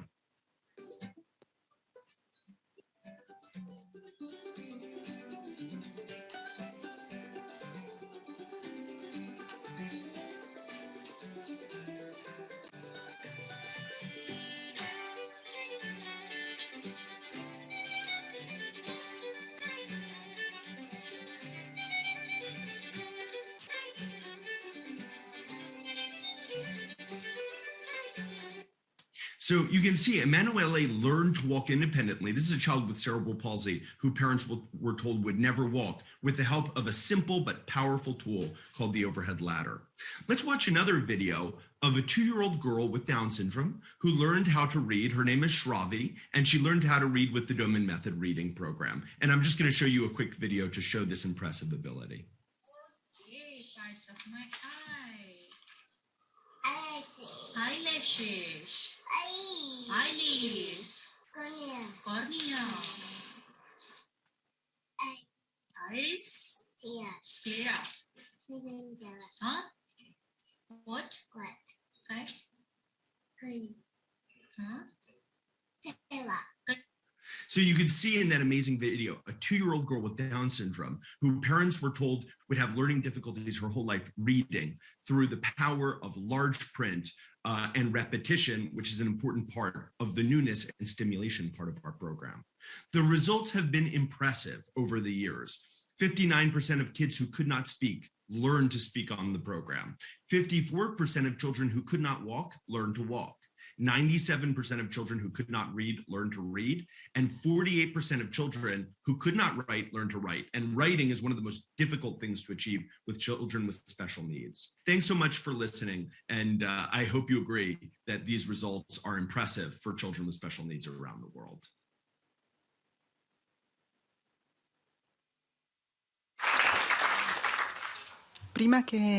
Well, before Daniel gives the floor to another caller, I just wanted to say something.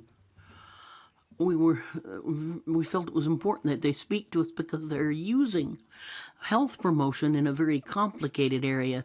And I see that these children who couldn't walk, the people who couldn't see, learn to see.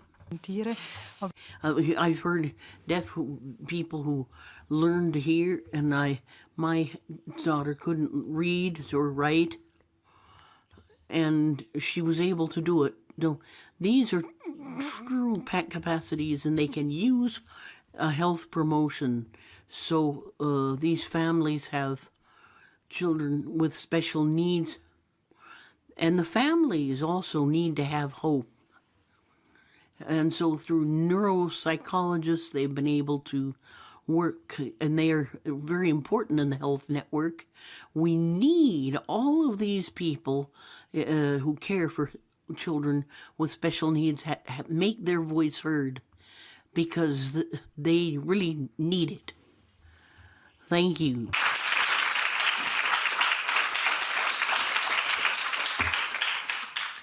I risultati del lavoro. So these are the results of Dr. Doman's work, and that they are exceptional. And it's important to teach good life practices, and we can see how Sabina Matterley, president of she's a teacher in breathing and therapist, and the idea is to promote health in schools toward a future with healthy, strong breathing. Meine Damen und Herren, ich begrüße Sie recht herzlich. Ladies and gentlemen, it's a delight to be here and have the opportunity to talk about the work of our association and talk about what our members are doing. The area of our work is extremely complex and can be applied in many different situations. Diversity is life, and what I want to talk about today belongs to the area of training and health promotion and is directed at educational institutes. Breathing, which is what we focus on, is very important. It's very much been the case that the focus has been on growth in the past, increasing the length of life, but not much focus has been on the quality of life. The healthcare system really is becoming something where profits are put above people, and the pressure on performance is becoming increasingly widespread, and that's having an impact on young people. We're also seeing increasing sick days for people based in education, teachers and what have you.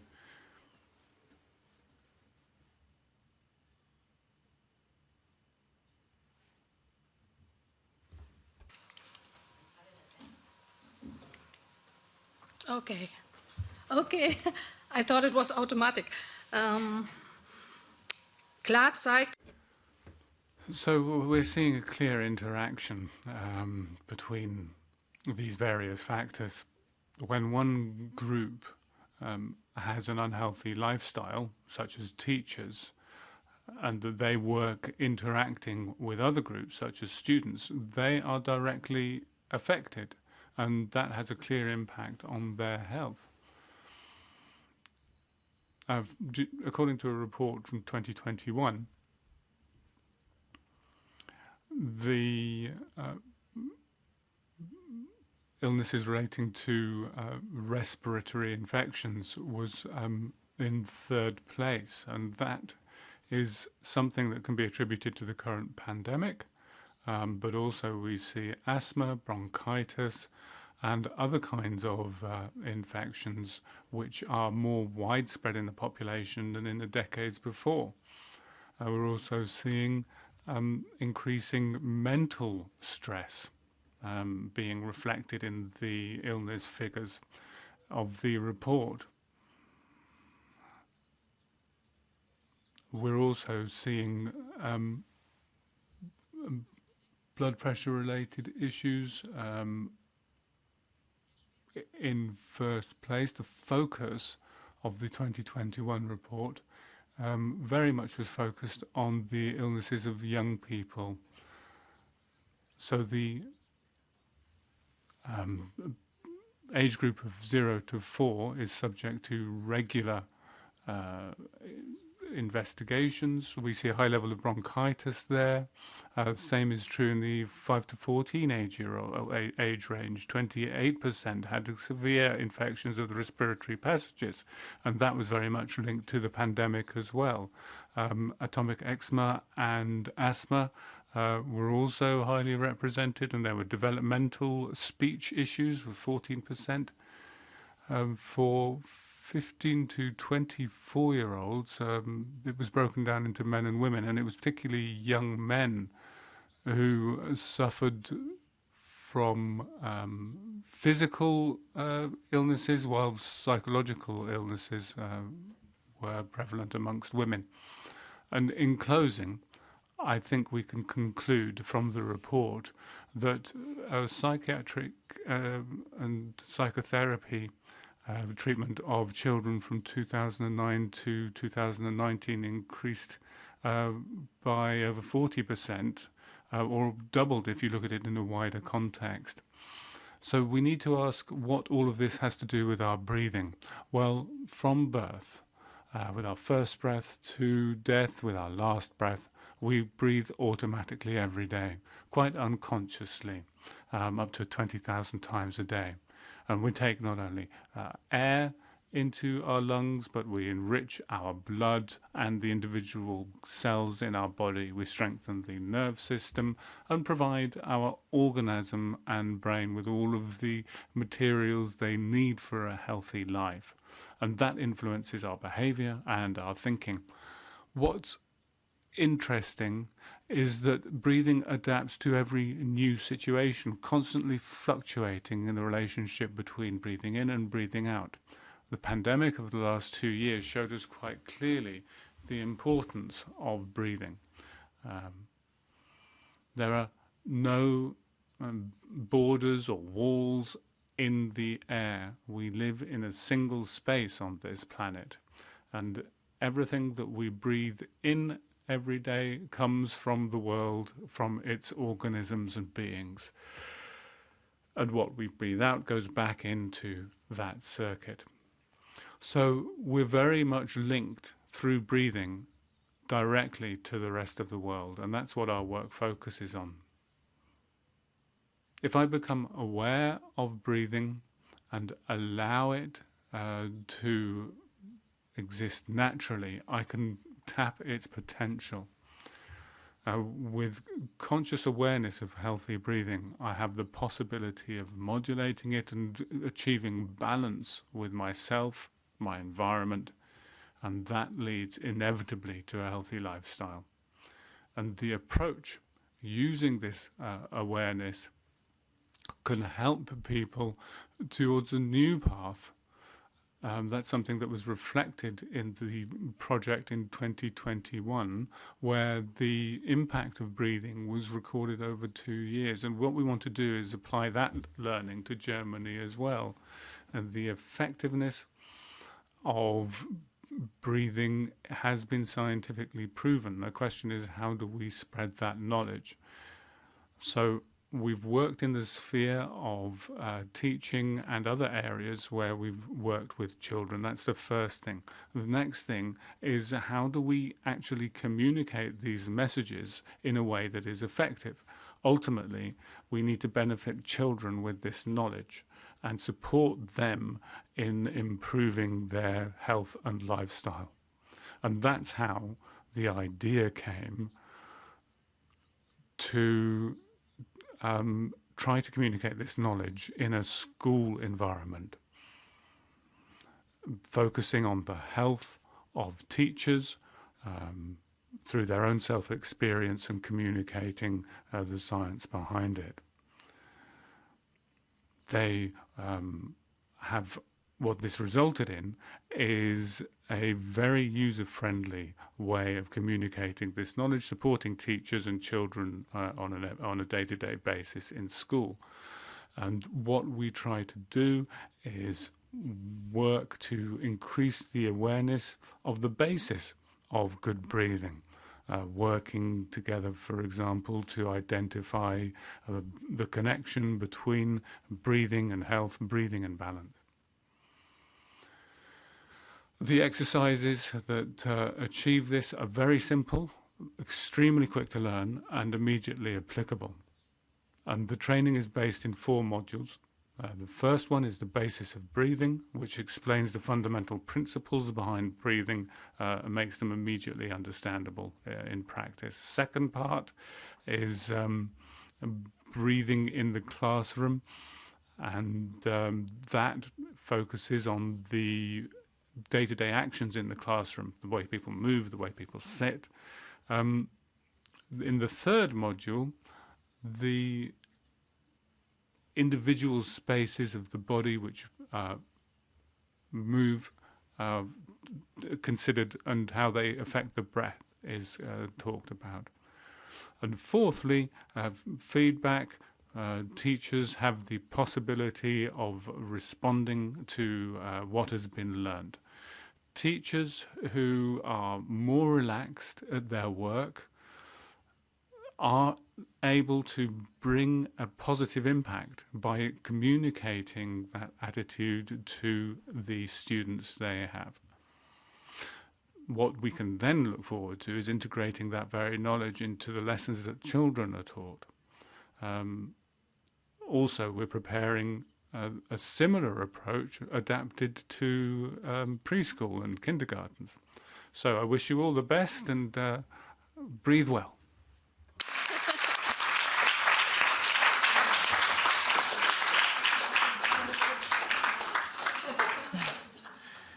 Grazie. Thank you, Dr. Matali.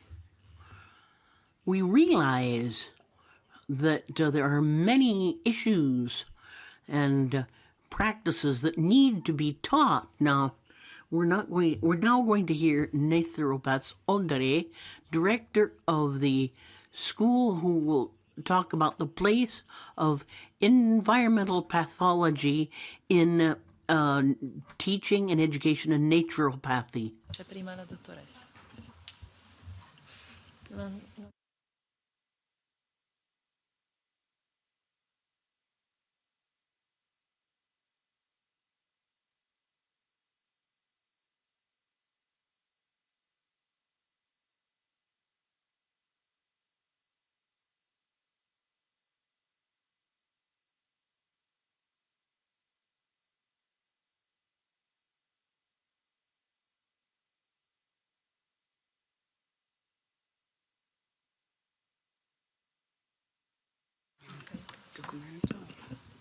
Un minuto, abbiamo avuto un cambio nella... Hold on, there's been a little change of order, so we're opening the slides. There's been a change in the slides.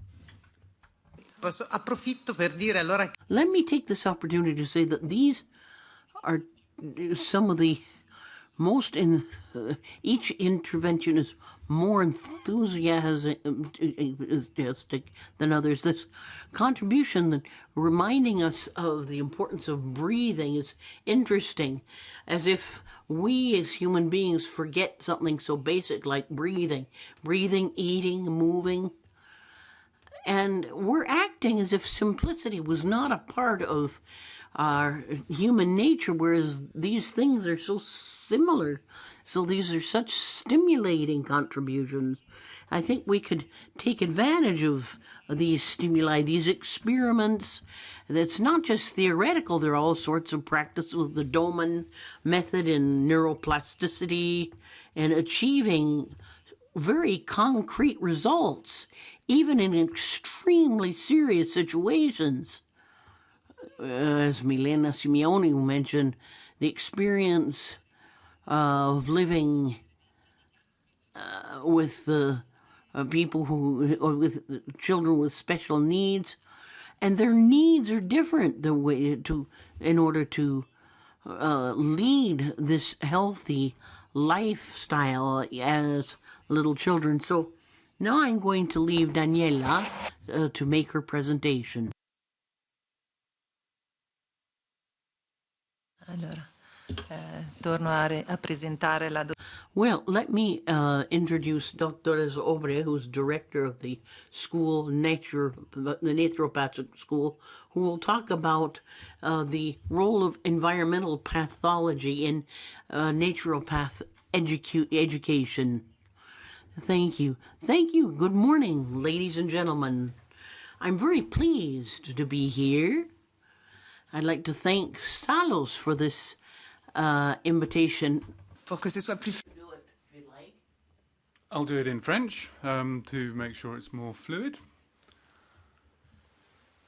So, I am a director of one of the oldest naturopathy schools in France, founded by Daniel Keffer. It's 32 years old. Daniel Keffer, I believe, has already spoken in Parliament.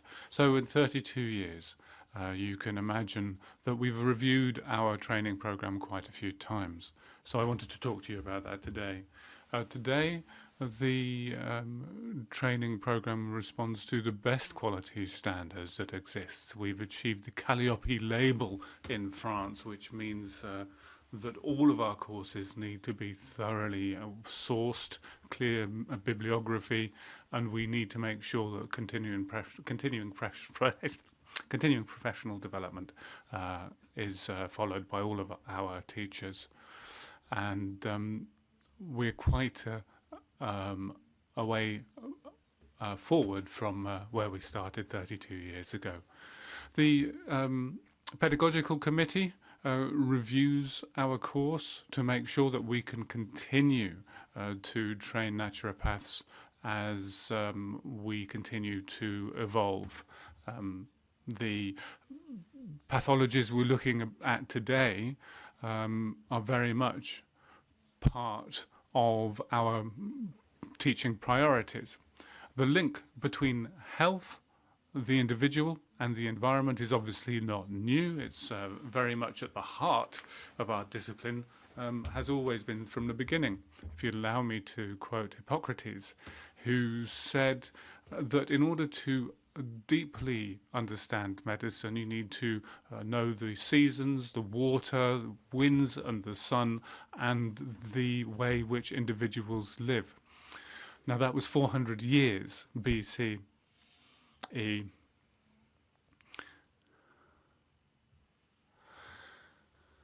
So, as I said, that was 400 years before Jesus Christ. I'm constantly surprised that we're asked to scientifically prove principles that have clearly stood up to tests for over 2,000 years. But I'm not against scientific support. It's impossible then to ignore the role of the environment in respiratory pathologies, cancer, allergies, and other issues we've already heard about today. In 2004, if I can get to the right slide.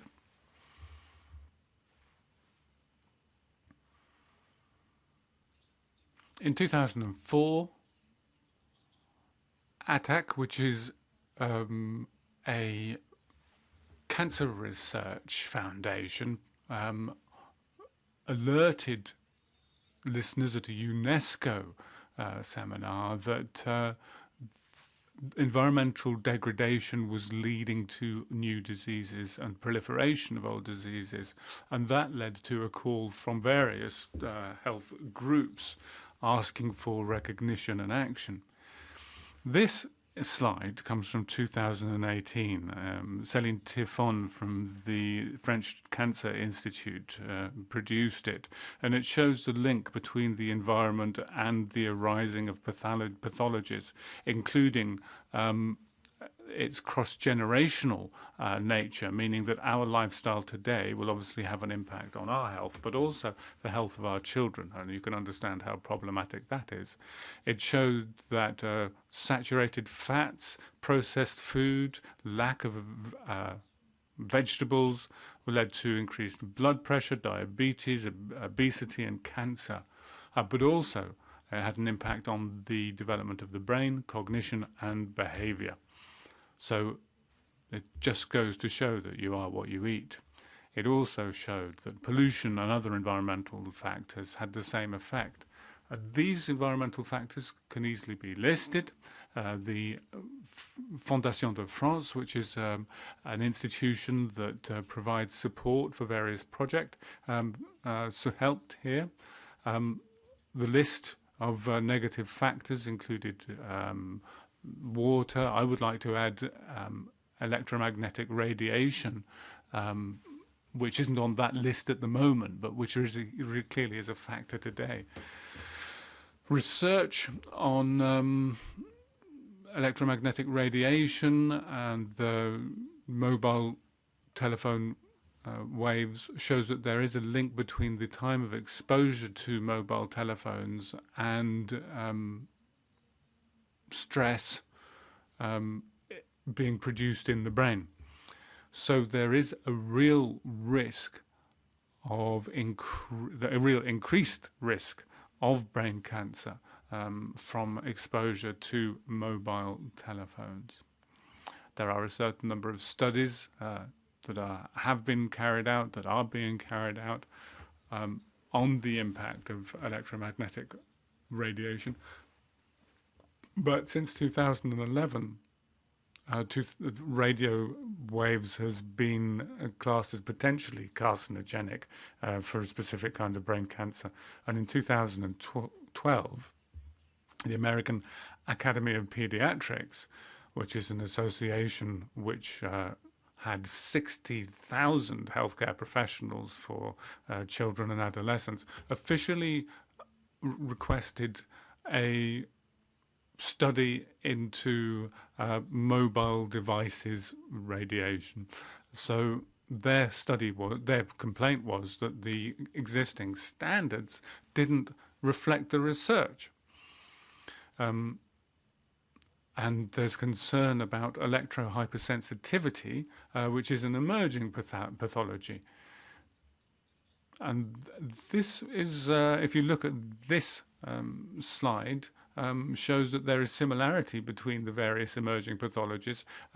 They're very complex. They can take many different forms and therefore require ongoing, thorough research before we can be sure that we're safe.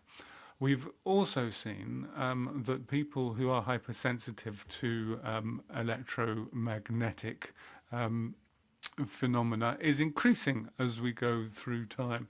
And in 2006, a request was made by leaders in this field for further research into electrohypersensitivity.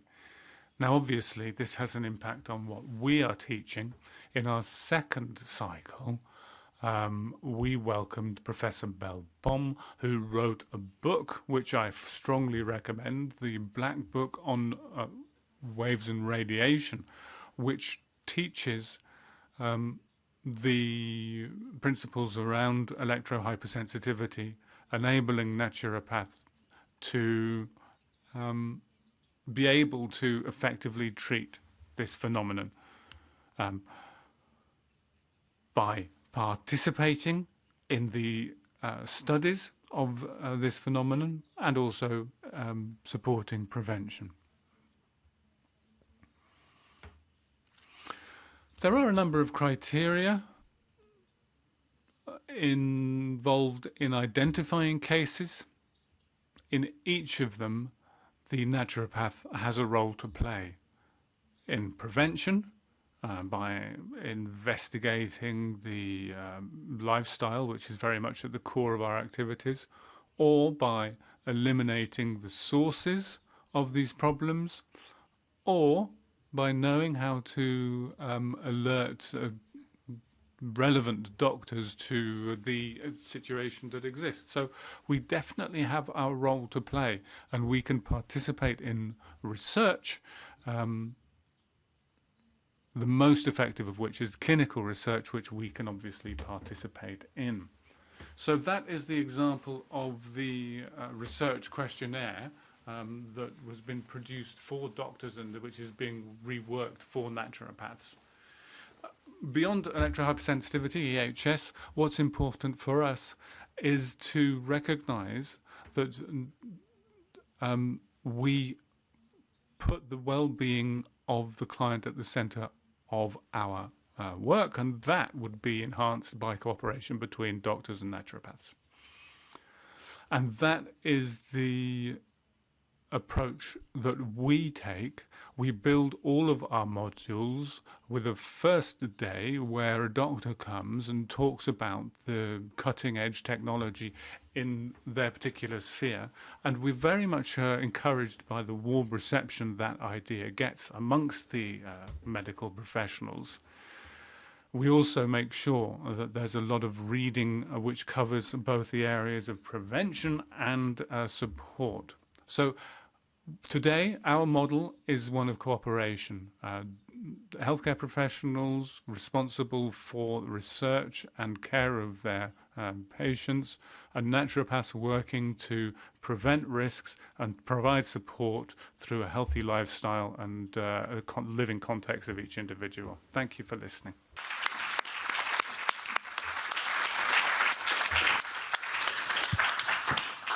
Grazie a Audrey. Thank you, Audrey, who has reminded us once again that we are what we eat.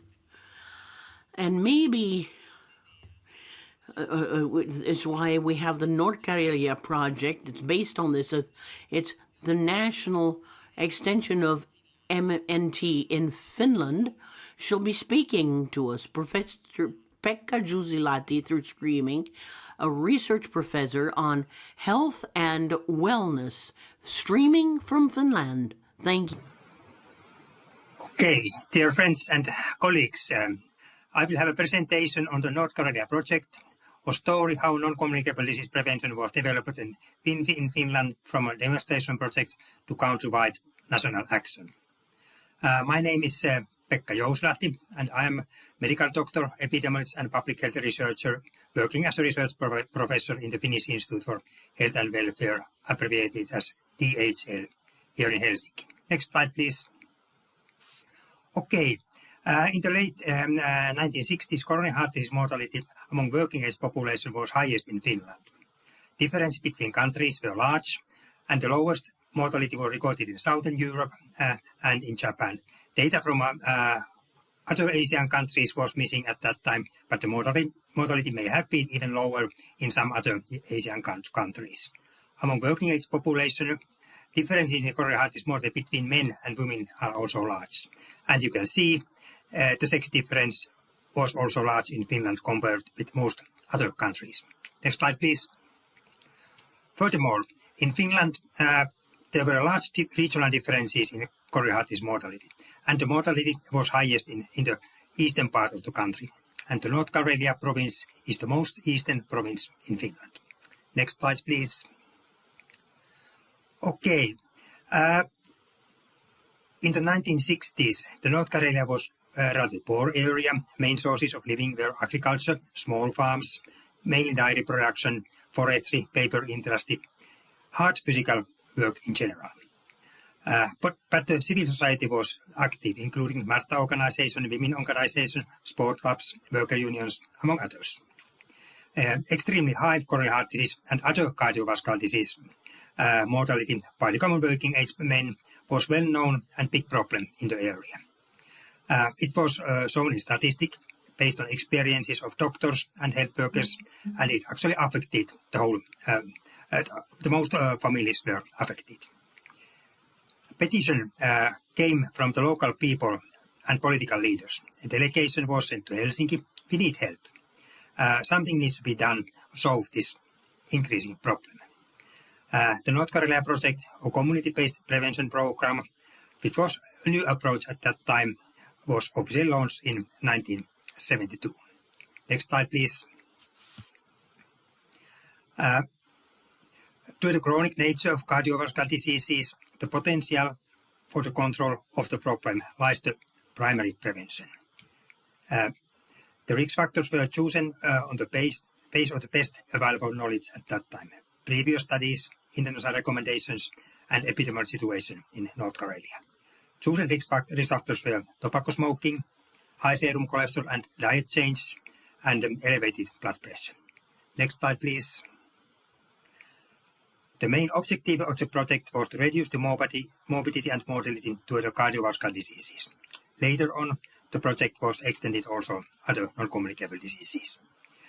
Intermediate objectives were to reduce the levels of the three above-mentioned risk factors among the whole population. Main emphasis was put on behavioral change, particularly diet. Next slide, please. In a community-based prevention program, the target is the whole community, not individuals.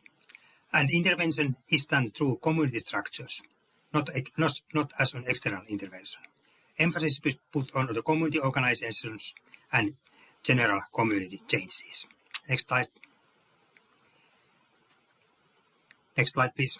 Okay, even the person decides what to eat, whether to or not to smoke, the individual decisions are largely affected by environmental determinants.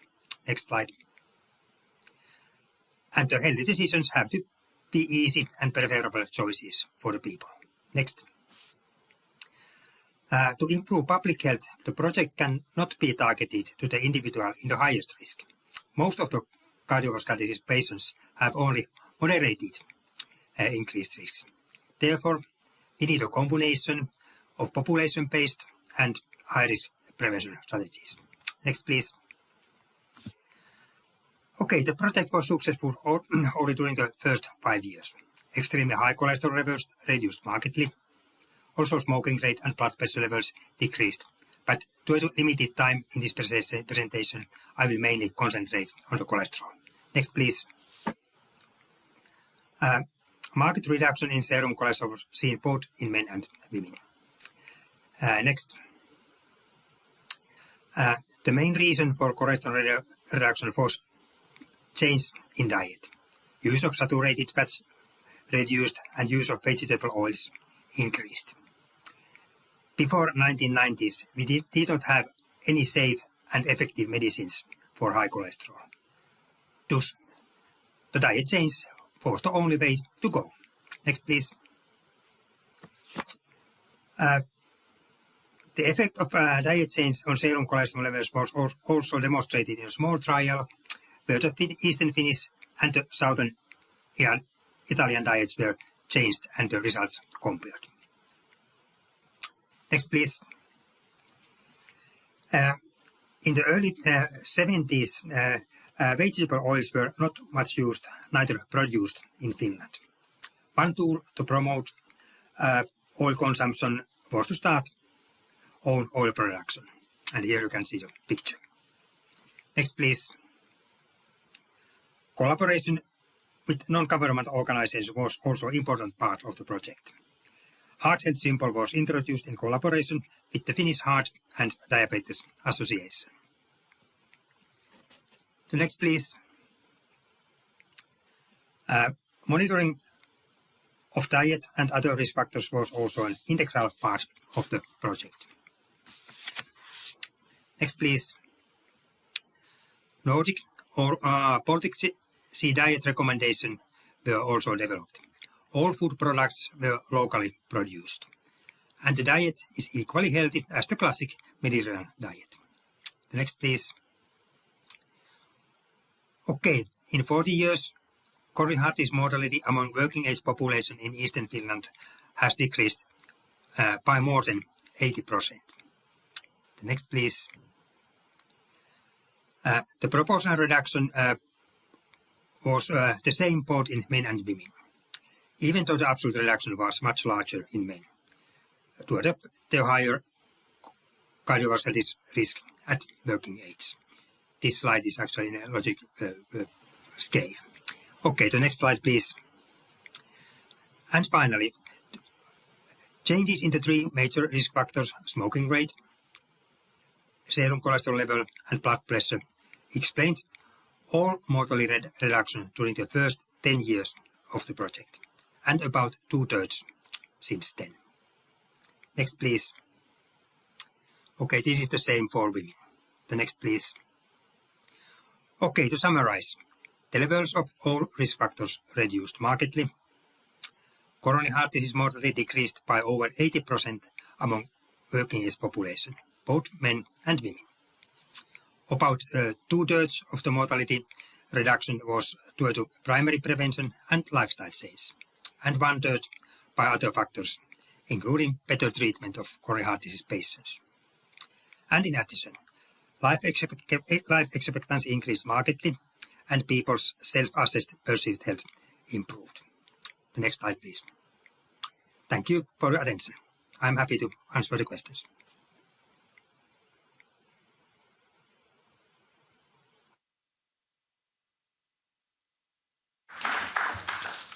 Grazie al professor. Thank you, Professor Pekka Jusilanti. Now, we're going to continue to talk about research and how important it is with Dr. Lorenzo Del Mora from the Linear Foundation on Health, who talks about changing of paradigms in research and neuroenergy. Thank you. Good morning to everyone. Now, here's the title of my presentation, The Change of Paragraph in the Age of Research in the Hypothesis of Neuroenergy in Ukraine. And then there's this new physical genetic hypothesis that my wife and myself developed in 2020, and we published it, whereas the first party is a title chosen by a Salus Network friend, and with pleasure, but also a fear of the judgment that this might trigger off. It's a very important sentence. So we pushed forth saying that there's no idea as to what the best way of carrying out research is, and all the more it's difficult to tell somebody how to do research, but I think that a change of paradigm in biomedical research is crucial and fundamental. And I hope that after these 2 days, when we go back home, that we'll all be more aware of the best path to follow would be to achieve this aim. So, there's no conflict of interest to declare, as I was told to do by Alberto Zelli. Well, on the top right, you can see how studies from SuperMed every year are increasing, and today you think that every year that they publish all sorts of articles. So you've got this whole tidal wave of information, and I think we need to start looking at what we have already and find out what we've been looking for and analyze the good aspects of what we published in order to metaphorically trying to put together the pieces of a puzzle, which might be a new theory with the data that we already have. And this puzzle should be to how to develop the most healthy products for mankind and the planet. Now, so we have to be brave enough to call into question the accepted paradigms accepted, and as Thomas Kuhn emphasized, if these theories help us to solve the problems better, then a new paradigm will prevail. Now, this is the study that we've just published, hemicrania, cerebral metabolysis in glucose and neuroenergy. Now, we've prepared this new physical hypothesis, metacrania, and other scientists have helped me out. We had professional in Censorinero, and we published this in the Journal of Pain, which is an official journal of the American Pain Institution. So here you have a kind of a little outline of the energetic hypothesis that we thought of. So So you see in the bottom in light red, you have episodic hemicrania or migraines. About 3 or 4 patients we've got, it turns into chronic migraines. And we've got data which shows that episodic migraines are often due to postprandial hypoglycemia, which is, we think, due to either an insulin resistance or hyperinsulin sensitivity. And insulin sensitivity is a condition that more people have than we think. It's a condition which brings these people who are very hungry a couple of hours after eating because they receive more insulin, and they tend to eat more and, of course, gain weight, and then to develop peripheral insulin resistance and other costs for postprandial. In 1 year, evidence has shown that in a year, the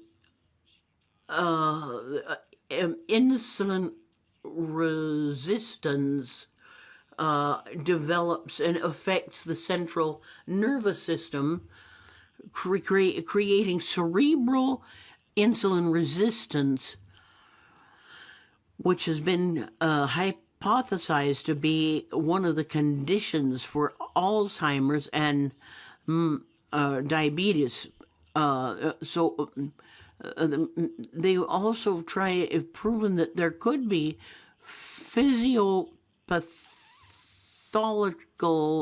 pathological causes bringing about migraines caused by insulin resistance and postprandial hypoglycemia, which makes it less glucose reaches the brains. Or if you have brain insulin resistance, that can reduce the contribution of glucose to the brain. So this lack of energy could be one of the causes of migraines because of a lack of brain energy. So we've looked at in the highlights of studies, the role of a lack of brain glucose is not really clear. So we tried to look at a rational way to explain how a lack of energy can cause migraines. And as I explained, the role of postprandial hypoglycemic and insulin resistance. And then there are certain potential treatments which could be based on physiopathology. But these treatments would be sustainable for the environment. So here you see a table which shows how postprandial hypoglycemia is a condition which affects more than we think, more people than you might imagine. Young people, even skinny people.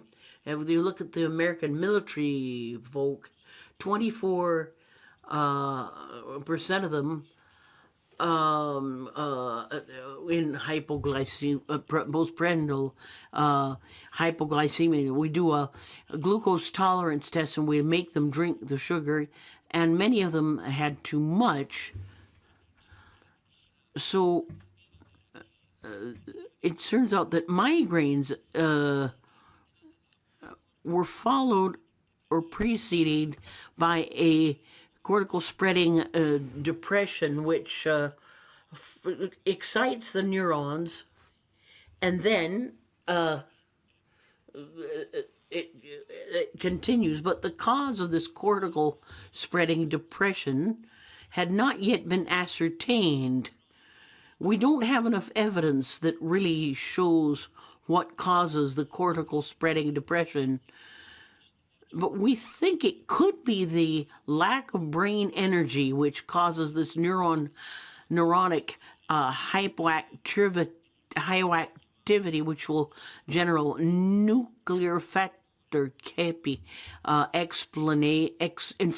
inflammation, which will have an influence on the trigeminal vascular system, which is the signal for pain in the brain, which makes pain occur. And then there was a sentence written in Science in 2013 saying that this path that I just described could be a signal of alarm that is trying to tell the person that something is wrong. So let's say you have a fire in the bedroom. There's an alarm that you better put the water on the fire. You'll cut off the alarm, and this is what happens. In other words, instead of getting to the root of the problem, we just throw some water on the fire. We just try and relieve the pain. We need to get to the root of the problem. Now, certain clinical and epidemiological data, and even biochemical data, and physical pathology that you have described, and I won't have time to go over the entire study with you, but if you look, you will see that through these tables that there are certain documented conditions in migraines, like inflammation of the neurons, the way glucose is metabolized, it's damaged. There's a reduction of gray matter in migraine victims and certain mitochondrial signs. It was felt that cerebral insulin resistance could be what brings about all of these conditions. So there's certain diets for preventions based on physiopathology, would be based on a diet which would be low sugar content food, and has to be an anti-inflammatory diet, and has to be a sustainable on the long term. There's certain tachogenic techniques, but this does not guarantee long-term sustainability, and nor does it guarantee there are no side effects. So this type of treatment can only last for 3 or 4 months. And so what kind of diet could try to help these characteristics disappear? Mediterranean diet, physical exercise, because this is something that will affect physiopathology, because it will improve glucose metabolization, and it will improve the mitochondria, which is our centers of energy in our body. And if you improve this in the muscles and the brain, therefore the brain energy will be affected. Mind-body intervention, mindfulness can help bring about the anti-inflammatory agents that I've mentioned. Thank you.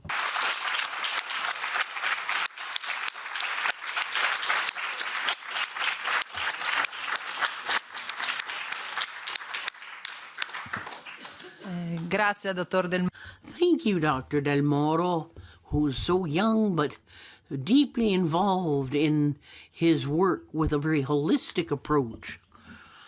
Now, actions to promote changes of paradigms are many. We have Dr. Bezzoletta, who's a medical doctor, member of the parliament in Italy, and talks about sustainable intentions, which would be legislation to support the changes to promote a longer living Europe, more sustainable and more resilient Europe.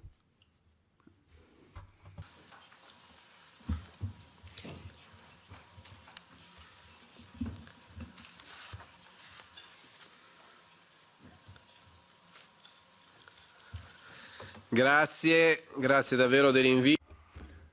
Thank you very much for inviting me. I'm here because what I've tried to do is get into Italian legislation intention-based communities, and thanks to the important work we've done together, we have developed a text which came into the legal process in the last legislature. We're coming to the end of that now in the 18th term. I was one of the first, I had the honor of being the first signatory of this draft law. It hasn't yet been approved, but we are following things closely, and there are many things that have enabled this proposal to evolve, become more mature. It's quite complex, given the process. It was initially considered in the Constitutional Affairs Committee, which is also the committee that had members who tried to torpedo the text. So we've seen, classic political maneuvers to try to stop the text. It was very difficult to get it through the committee.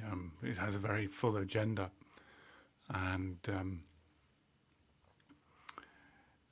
given that the work of government is very much focused on the need to recognize what already exists legally and legislatively, at the legal level, the basic community is the family. There isn't really any language that allows the recognition of a community of intention. Now, this is the language that we have at the moment. A community is a group of individuals collected around an intention or a project who have the intention of promoting this community of intention, an intention-based community. Now, it might be that this would benefit marginalized individuals, threatened heritage, protection of traditions, of old schools. It might also improve the safety and security of any given area. It also has significant environmental impacts. People that care very much about their environment. It could also have a social and economic impact. For example, solidarity-based cohabitation. But as I've said, this isn't in law yet. There are many different aspects, and what we're trying to do is identify those aspects, including the environment, for example, recognizing the mutual duties and responsibilities that exist within any community. These communities also need to be, or would also need to be included on a register, which is held by the ministry. Have a look at this photo. It's an aspect that I've been talking about, an aspect rather, which might seem very technical, talking about laws and legislation, and we need to have a look at the effects of these legislation. I have been a parliamentarian. In my first term as parliamentarian, I've managed to establish a health assessment for major projects.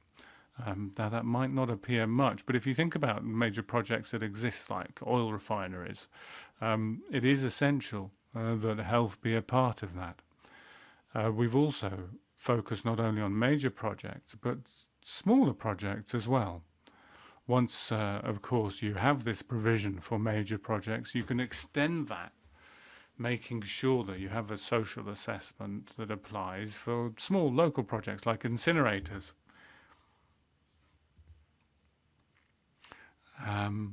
And you know, the effect of that could be no new incinerators being built. So what's important is to include in national legislation this idea of an intention-based community. These communities which exist in life need to have some kind of reflection in law. They need to be recognized as being real. And at the moment, legislation is really behind on that. There is an obligation in Italy for all of the data relating to health in any given territory to be published. There is an obligation of transparency. At the moment, such data is published once every 5 years, so it doesn't really enable you to assess what's going on in every given territory. But the decree in this context has enabled this data to be published on an ongoing basis. So we've seen a paradigm shift.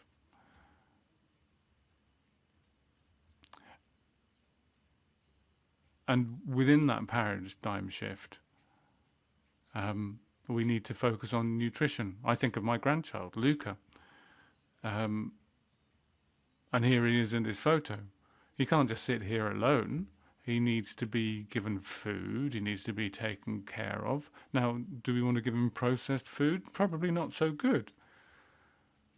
We need to recognize how it is that children need to eat so that they can develop well. We can't give them processed food with processed meat, homogenized. What nature tells us, in contradiction to the doctors recommending this, is that children need to respond to their natural appetites, and once they start being able to sit around 8 months, they can certainly take on solid foods. There is one community that has been recognized, an energy community. It enabled there to be an integrated energy bill. There are 40 energy communities which have been established in Italy, 5 of them in our region. Many other different aspects are important here and which are being considered. And the result of this particular community is that there's less energy bills or less expensive energy bills. Also, there has been an important impact on renewables, less oil being used. So these energy savings are obviously very relevant at the moment. After 3 or 4 years, their impact is significant. The energy community, as it grows, will encourage renewable energies, be a positive impact for peace, and will certainly serve the reduction of the impact of fossil fuels. Article 27 of the 2022 decree was significant. We saw that it's a very important issue that was established because of this. There's a lot of money involved in all of this, $500 million. It is all about integrating the idea of intentional communities. There's a lot of experience that already exists. People have a lot of experience in the area of food. A lot of people know this picture from Chef Rouen. But often it wasn't clear where the goods were going. For example, cereals from Ukraine. there are multiple pathological aspects when you look at the way that we approach these issues. Food and energy take very little into account when it comes to what we need to do for a healthy planet. So energy communities are an answer to ongoing conflicts. We have a war on our doorsteps, and we need to be able to look for ways which can lead to a paradigm shift, and intentional communities are definitely one of these, so I hope they'll be recognized as soon as possible.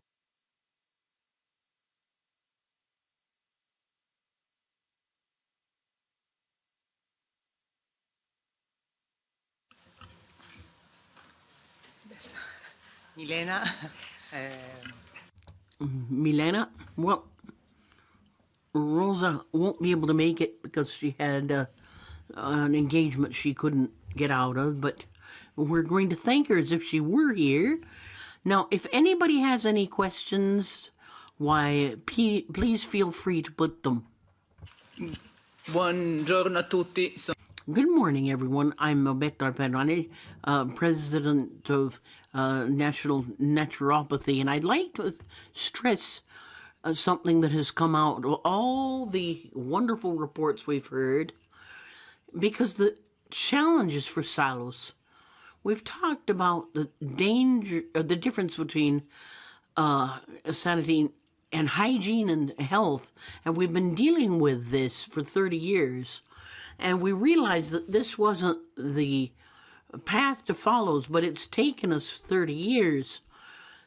And of course, the WHO has been trying to give us an incentive to put alternative and traditional measures in the national health system. Now, we need different training because we were not able to do this. If we continue to speak about natural medicines and trying to put them in, how can we get out of the dilemma between health care and hygiene and health? I mean, this is a situation, but the legislation is different in the various member states. We don't have one European answer. So when you talk about health promoters, to my mind, we need to shift from this health idea and make us understand that this is more of an educational issue, teaching us how to breathe, eat, move, have healthy relationships. That's not just health related. And this is what shifting the paradigm is. And this would force us to drift from the other idea which we've always liked about integrated medicine. If we want the Salos project to be feasible in Europe, because health materia is based on competitive legislation, because we are not a federation of countries. That's not what the EU is. It's a very hybrid, strange thing. So all we can expect out of this would be a directive. It would already be an achievement, but we need to be visionary. But we cannot expect immediate results. But let's see what Europe will be for our sons and daughters. And for the young people, let's say that health promotion becomes the main thing. We could try to find some path which isn't just related to health, because from the legislative standpoint and European policies, we won't be able to reach these aims. I really appreciated what Milena said. She said that there's the other aspect, working with doctors to move in this direction. We need to think about what path Salos should take, and I think this is the one. Thank you. Sono d'accordissimo. I agree with you so much that health promotion and environmental sustainability needs to be taken on board all the time.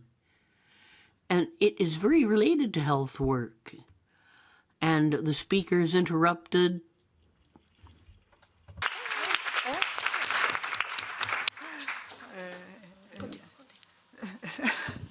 Grazie. Proprio lei è arrivata al momento migliore, perché proprio lei... You've come at the best time because you're the one who can say what path we need to follow. Non ha sentito niente. So we've, but I haven't heard anything, says the new speaker.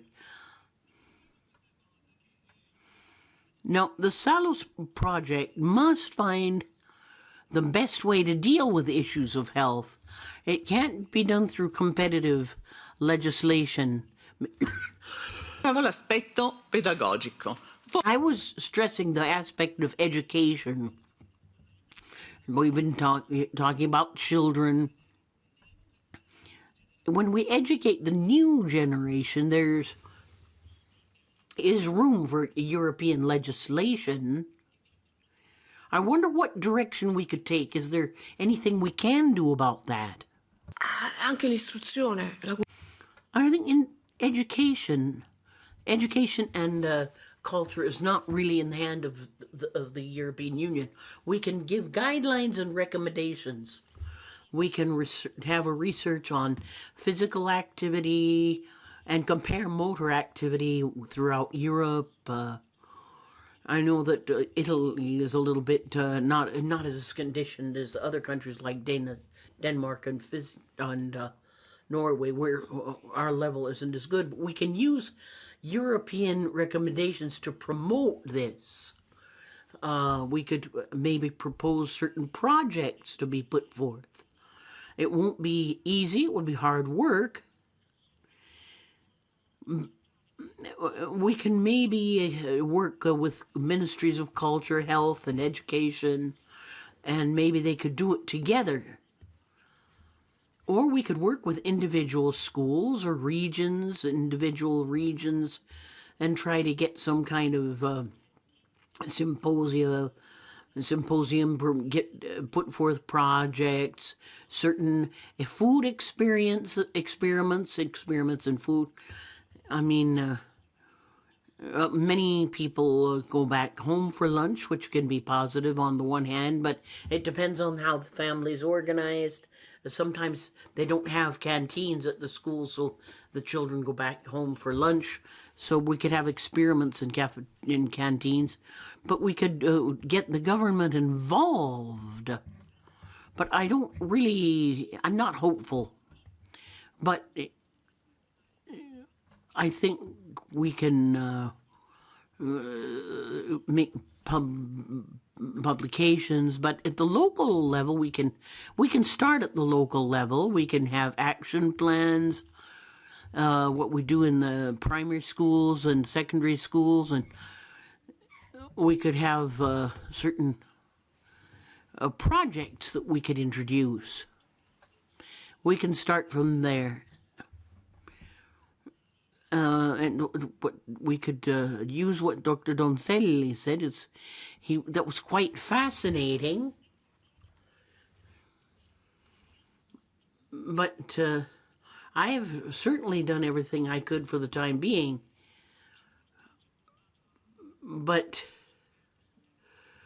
we decided to try to institutionalize some of these things, working with the citizens in the schools, and even bringing it into the institutions.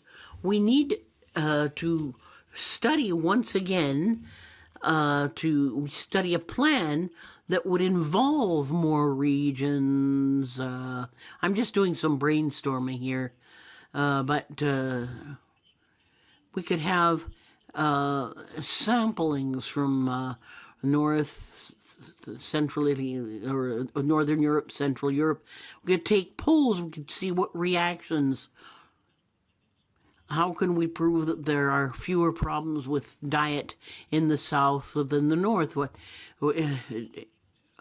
I mean, we could give examples that would help your scientific studies, and we can try and meet this challenge.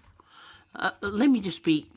We keep talking about small communities and local experience, and it's kind of a bottoms-up idea, but what I would be interested to find out is there another possibility in the opposite sense, because quite honestly, I don't see what possibility that could be. Off-mic remark. We could put a petition to the EP to this effect. We could, it's a strange committee, but sometimes they can do something. They can, they deal with certain private problems that people have, whether it be environment, education, any area that you can call upon the committee to discuss this, and they can respond. Now, and if the petition remains open, they can react. And then there are citizens' initiatives. And some petitions have been signed or could be signed to push the Parliament to make some kind of legislative proposal from the bottom up. And we did this for one reason, but it wouldn't be binding. But there was a very interesting project, and we could turn that into something binding. And if you look at the conference on the future of Europe, which put forth some very interesting things, but because of we're using the emergency that we're living through right now as an excuse to kind of slow down citizen participation. Well, we got 1 million signatures on the petition we put forth. Yes, based on these very interesting points, I see that we've not been able to transmit something that's very important, because what the chairman has been proposing, the strategy she's suggesting, is not going to get enough importance. If you really want to get some small degrees of participants, that's fine, but there would be more ambitious and significant strategies.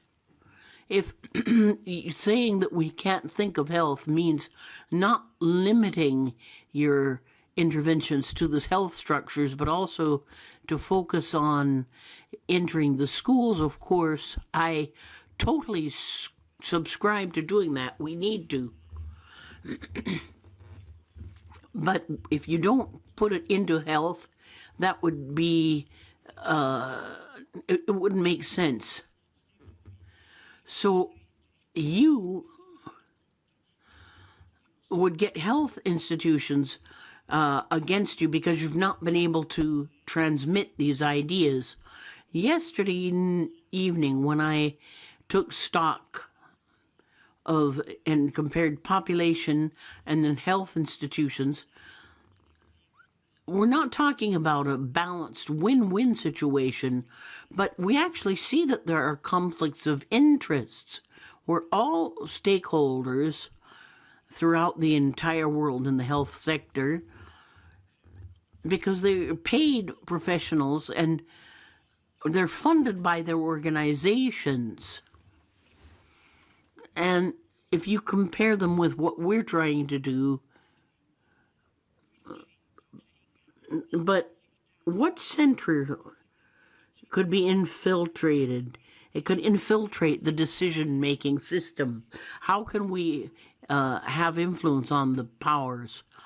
So what you're expressing will just bring slow little drops. But if we act now, and if the population it becomes aware of health.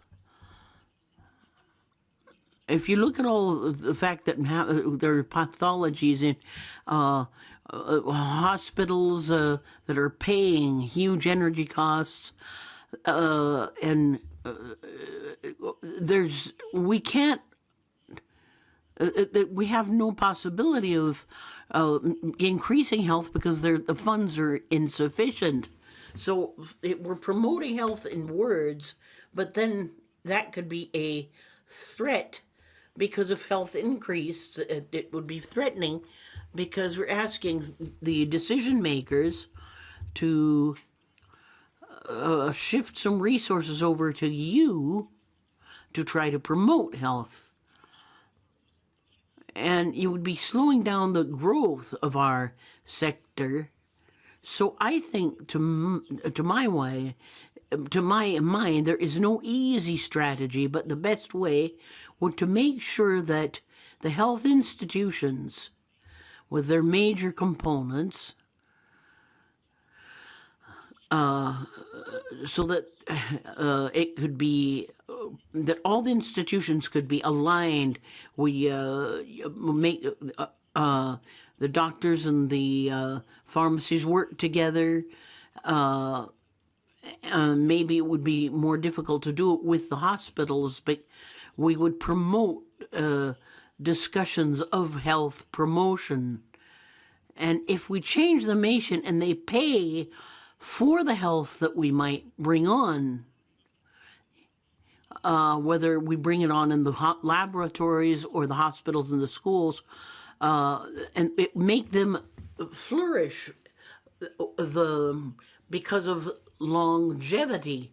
If you have people living to 100 years that are the fruit of hospitals' works, or let's say that a hospital has been caring for an adolescent up to 100 years, why this would show the fruits of the system. But if because of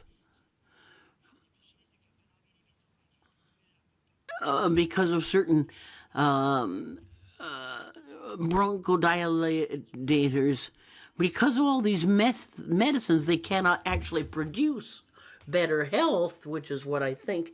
I have a feeling these medicines are actually causing more deaths than you're paying for longevity, and healthy longevity we'd be actually losing out. So either I have to change things, but I haven't been prepared and I've been working differently. Maybe I could benefit from contributions to help me increase healthy longevity for the patients. So this is the new strategy that would be based on health. Your strategy will give forth little tiny droplets, but it won't do any more than that. Finisco l'intervento solo che sta... Let me finish what I was saying before I was interrupted. I definitely agree, but we've got to think of a bridge between these two aspects. More freedom of choice for everyone, and I was referring to a partner where it's not my specialization. Let's say that a person wants to choose another path to follow. That is their choice. We need to create a bridge between the two aspects of institutional. We create a health with health institutions. Even though we are dealing with a right for everyone, we're going to work toward the same suggestions, because non-conventional medicine seriously reduce the impact on the environment. So we could focus on certain remedies proposed during the COVID cure, and they had very good results with very low side effects. So we could have this bridges between the health institutions and true health, and it's just two branches or two parts of the same thing.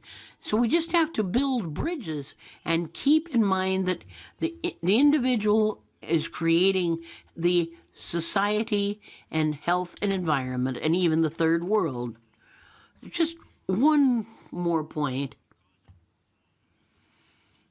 What I think could what would be important that the Parliament could do, it can the Parliament can't be in a system where the system is paying just for sickness. We've got to try to think of paying health. But the Parliament will never think in those terms because those working in the system, they are afraid of change because they think they won't have the advantages that they have, even though it's a rather contradictory situation. What the European Parliament could do without creating a general threat, they could activate and stimulate local integrated experiments. And if the experiments succeed in not only increasing healthy longevity, but making everybody see this and help them work better through this other system, and then we would be able to confirm and extend this new model, establishing a general reform. We can't do it based on just one national vision. That's utopic. But experimenting would help. And this would show that even other stakeholders and institutions have something to gain, but it's got to be tangible. And then they could get the funding they feel they need. And this would be the answer as to what this research would help us achieve. And because it's with European funds that we've been able to introduce things, as Gambrella was saying yesterday. So I see that we've got two ladies behind. You've raised your hand. We have 15 minutes. Off mic remark. There's a little problem. The interpreters, what do we need to do? Well, Posso fare la domanda in inglese e in italiano? Can I speak English or Italian? Sì. Perché siamo in ritardo e non sappiamo. We're a little bit behind. We don't really know what we're supposed to do. We are really behind schedule. Provare anche a vedere. We've got to try to ask our assistants if we could establish pilot projects in the various committees, could present pilot project which could be approved by the budget committee. That's an idea, but if we work together from a bottoms-up approach, we would be able to get some project to align health and health institutions. Grazie. Elisa. Thank you. Elisa Baldina from the Secretary General of the International Federation of Alternative Medicine. With respect to Dr. Donzelli's position, see, our association is made up of doctors, and they are in the national system, and they have a very integration-based attitude. But the kind of health care that I would want should be all-encompassing.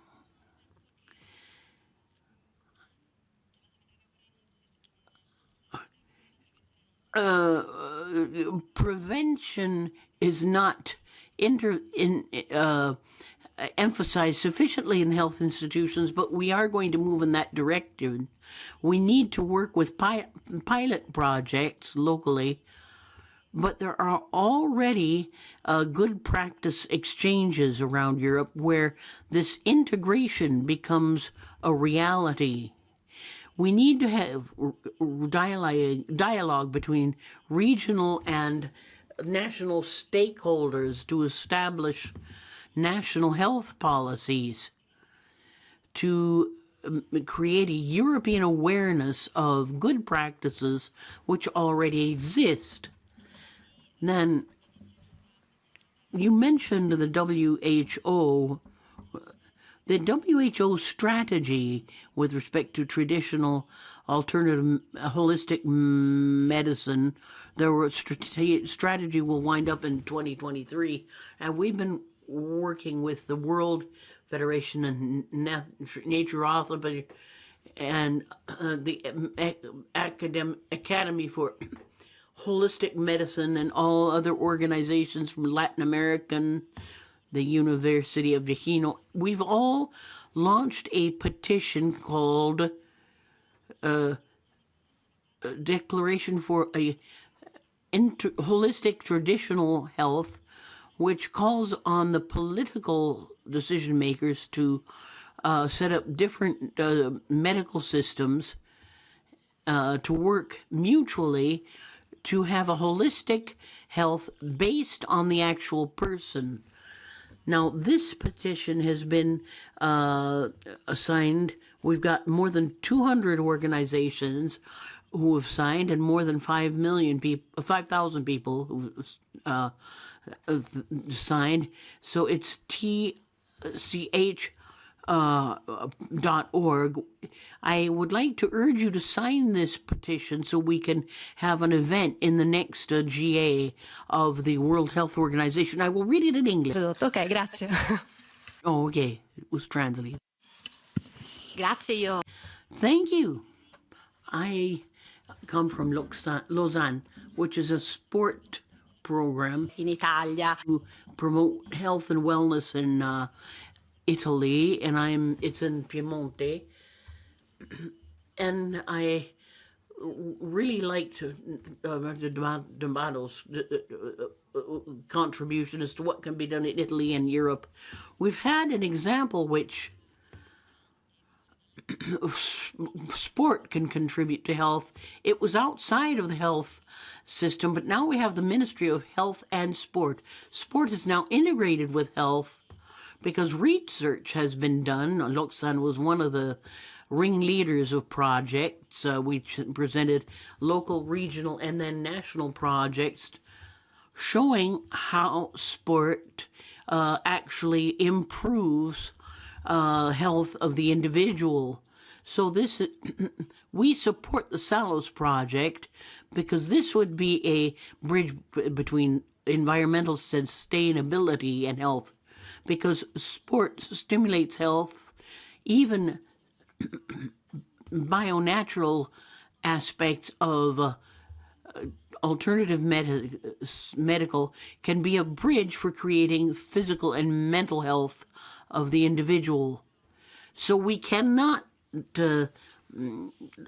try to distinguish this from the health institution. I'm a psychotherapist. I mean, we know we're working a lot on health through natural bio activities.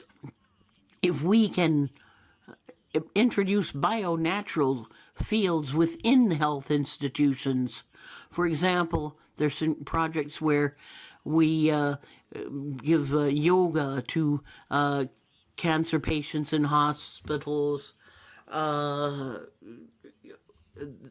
certain other fields or disciplines are being used that have not been recognized. So if we could do this, that's exactly what Salos is all about. It working together, do what has been done nationally, but make a contribution which could reach out to the. This is what the contribution of the local communities and regions can make. Thank you.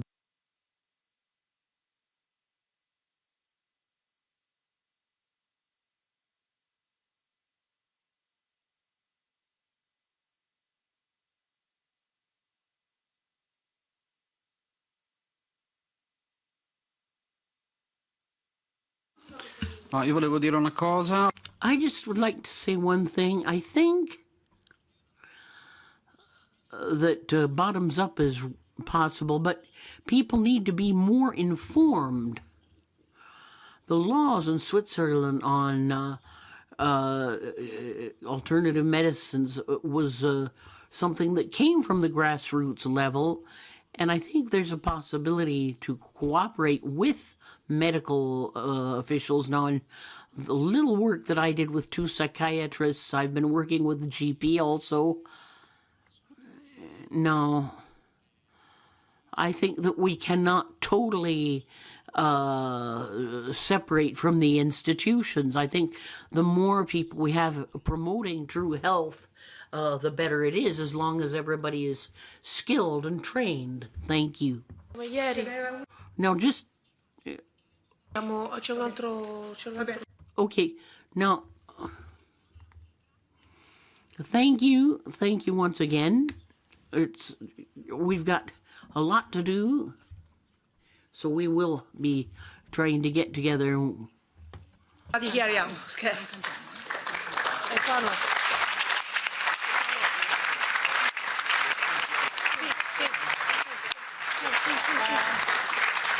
Allora, siccome la foto l'altra volta, ieri sera non ci siamo riusciti, la facciamo su. People speaking all at the same time, they cannot be interpreted.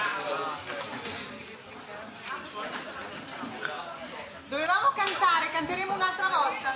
Andiamo giù a cantare. Andiamo giù a cantare. Dove cantiamo? Fuori. Fuori. Andiamo fuori.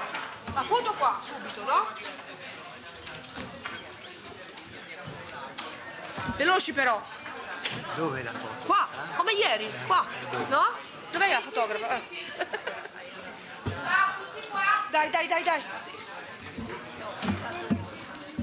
Perché alle 2 c'è altro, capito?